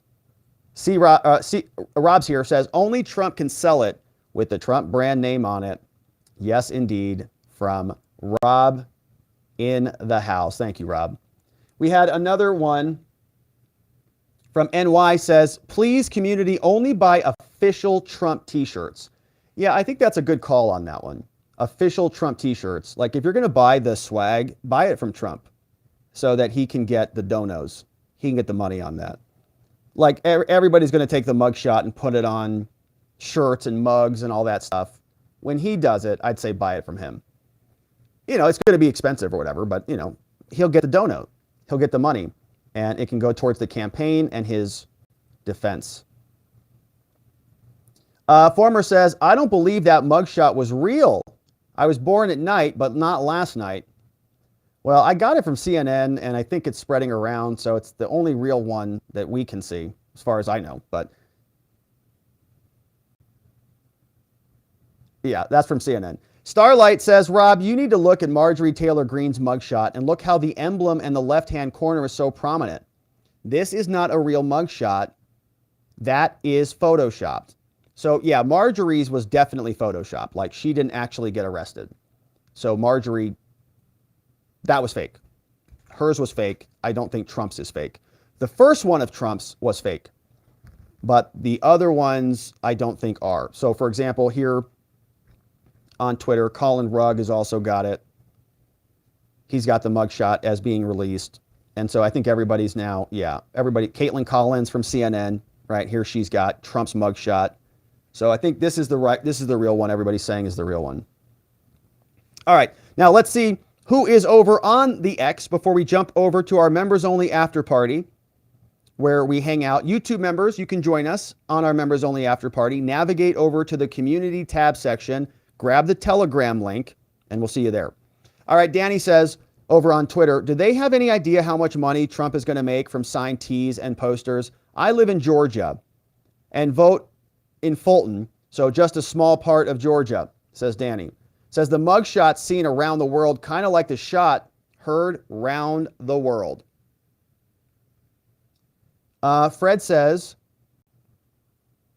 Fred's asking about Maui, about dead missing people in Maui. Terrible. Fred says, Rob, stop making a federal case out of it. James Pepper says, it's going to take years for Georgia to get rid of this disgrace. This is a nice one from John McGarvey. This looks like our new logo and a nice little gift that we're playing with. Watching the Watchers from John McGarvey. Thanks, John. I like that one. That's a good one. We got Chicago Lady says, glad I got to watch this with you all. Thanks for covering this live. I truly appreciate you in the chat. Yes, thank you, Chicago. It's kind of difficult to go through all this stuff in isolation. So I'm grateful that you join us. Really, it's really amazing. So thank you for being here. One Ellie says mugshot merchandise is going to be a big money spinner for the Don. I'd say the biggest Fani in the U.S. is not just in Georgia. Love your show, Rob. Thanks, One Nelly. Howdy, Robert from Old Drill Sergeant. Pumpkin Marie says, all I can think watching the live feed in Fulton County is I seriously hope people outside turned off every smart device on them. Might be a criminal to just be there. Yikes.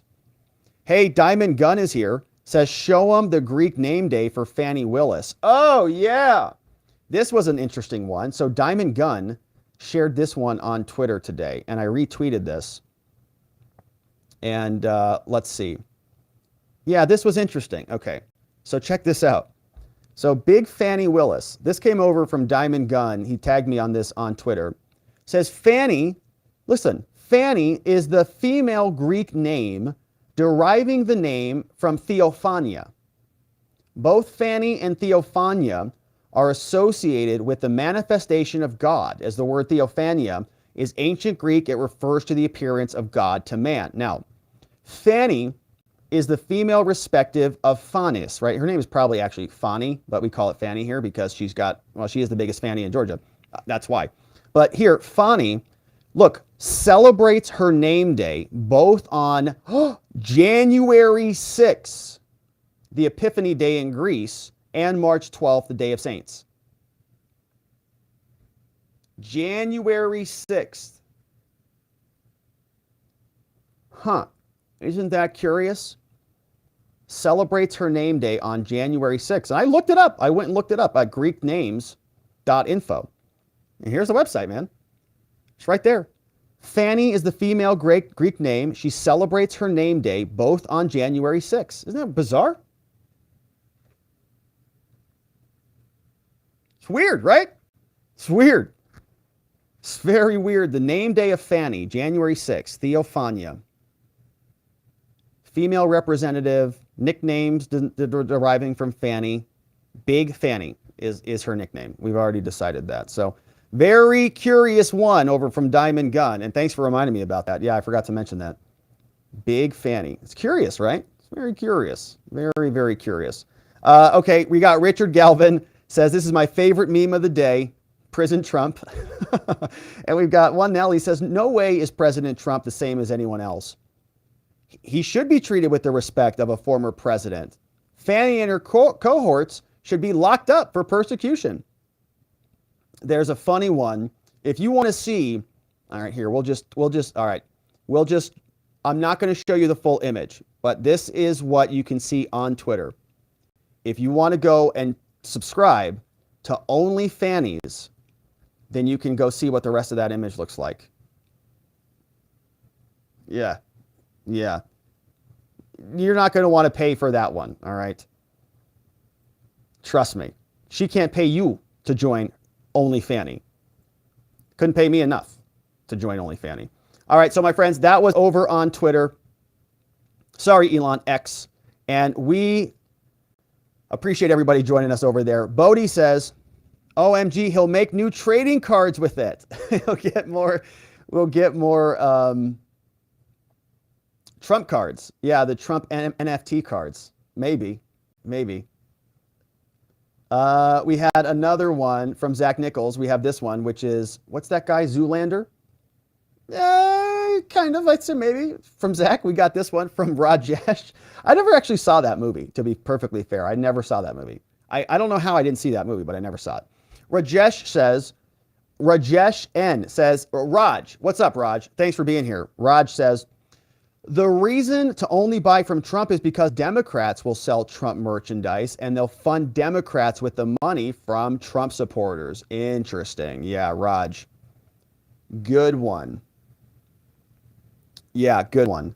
And I think that is true. And I'm sure there's going to be a lot of content creators too who want to, get in on that. But still, I would encourage you to go to Trump. Definitely go to Trump on that. All right, NY says, so as a Greek American, I have noticed it has been popular amongst African Americans to appropriate Greek names. I forgive Fani's mother and father and give her Greek dispensation to use the name. Well, that's very generous of you, doctor. Yeah, that's generous of you. Now, I'm not so sure Fani would give you the same benefit of the doubt if you misappropriated some Fani stuff. Not that you would ever do that, but I'm just saying, that's very generous of you. And yeah, they did misappropriate. It sounds like a Greek name. And they did it shamelessly for Big Fani. Amazing. All right. And so thank you to everybody who sent in those lovely, lovely donos and those amazing super chats. on this lovely day. And I know it's a hard day, but we got through it. We got through another one, and it's going to be up from here. We're going to see, things might be harder, right? We're going to see some ups and downs, but these people are exposing themselves for all of us to see. And we're seeing it and taking notes and taking action. And so that, my friends, is it for us on the day. We are going to leave it there. Let's take a look at, we're going to wrap it up and go over to our members only after party on Locals to hang out for a little bit. But I have been logged out of all of my things. Why did I just, like, we were literally logged in, like my mind map. I'm logged out of my mind map software. Did the FBI log us out in the middle of the show? Probably. All right. And so, my friends, we are going to leave it there on the day. And so let's wrap it up and go over to our members only after party. One more reminder to check out robertgovea.com to get all of our show reports, all of the latest stuff at robertgovea.com. Click here to sign up to get access to the mind map. Read all of the summaries of all of the things we're covering here right on the reports section, all at robertgovea.com. We also going over to watchingthewatchers.locals.com for our members only after party. And we do members only streams in the morning. So we'll be back here tomorrow in the morning to get into some other headlines of the day. It's a lovely Friday. We'd love to see you as a member. We also have Saturday morning streams. And so we'll see you back here on Saturday. Field of Greens at fieldofgreens.com. Save some money with code Robert when you check out. And thank you to the mods and the meme smiths who modded down the fort for us, keeping things nice and orderly. Zach, I know you were clipping today. Thank you so much for doing that. Outstanding job, brother. Appreciate it. The Anticus Prime in the house. K-Bean, Just Cause, Playing Hooky, Ronnie Cole. We got Zulus in the house. Beyond Geostars, our friend Zach Nichols, John Allen, Janek909, Dog Digger, Donut Mind Me, John McGarvey, all keeping the show nice and orderly, keeping the train on the tracks, and we appreciate you guys and gals. We've got Sleepy Dog Lee, who made a guest appearance today, our big friend Geegum Geegum with our meme smiths, and of course Nathan N810, all joining us today on the show. Thank you, everybody, for all of your tremendous help making this thing what it is, and I appreciate you. But, my friends, that is it for us. We are going over to watchingthewatchers.locals.com for our after party to hang out for a bit. We'll be back here tomorrow. It's Friday to do it all again. I'm sure there will be fallout. I'm sure there will be new filings, and we'll have some business to attend to unpack it all. And I hope to see you right back here so that together, with your help, we can shine that big, beautiful spotlight of accountability and transparency down upon our system with the hope of finding justice. Make it a beautiful night, my friends. Sleep very well. Do something nice for yourself tonight. Have an extra scoop of ice cream or something. We'll see you back here tomorrow. Make it a great night. Bye-bye, everybody.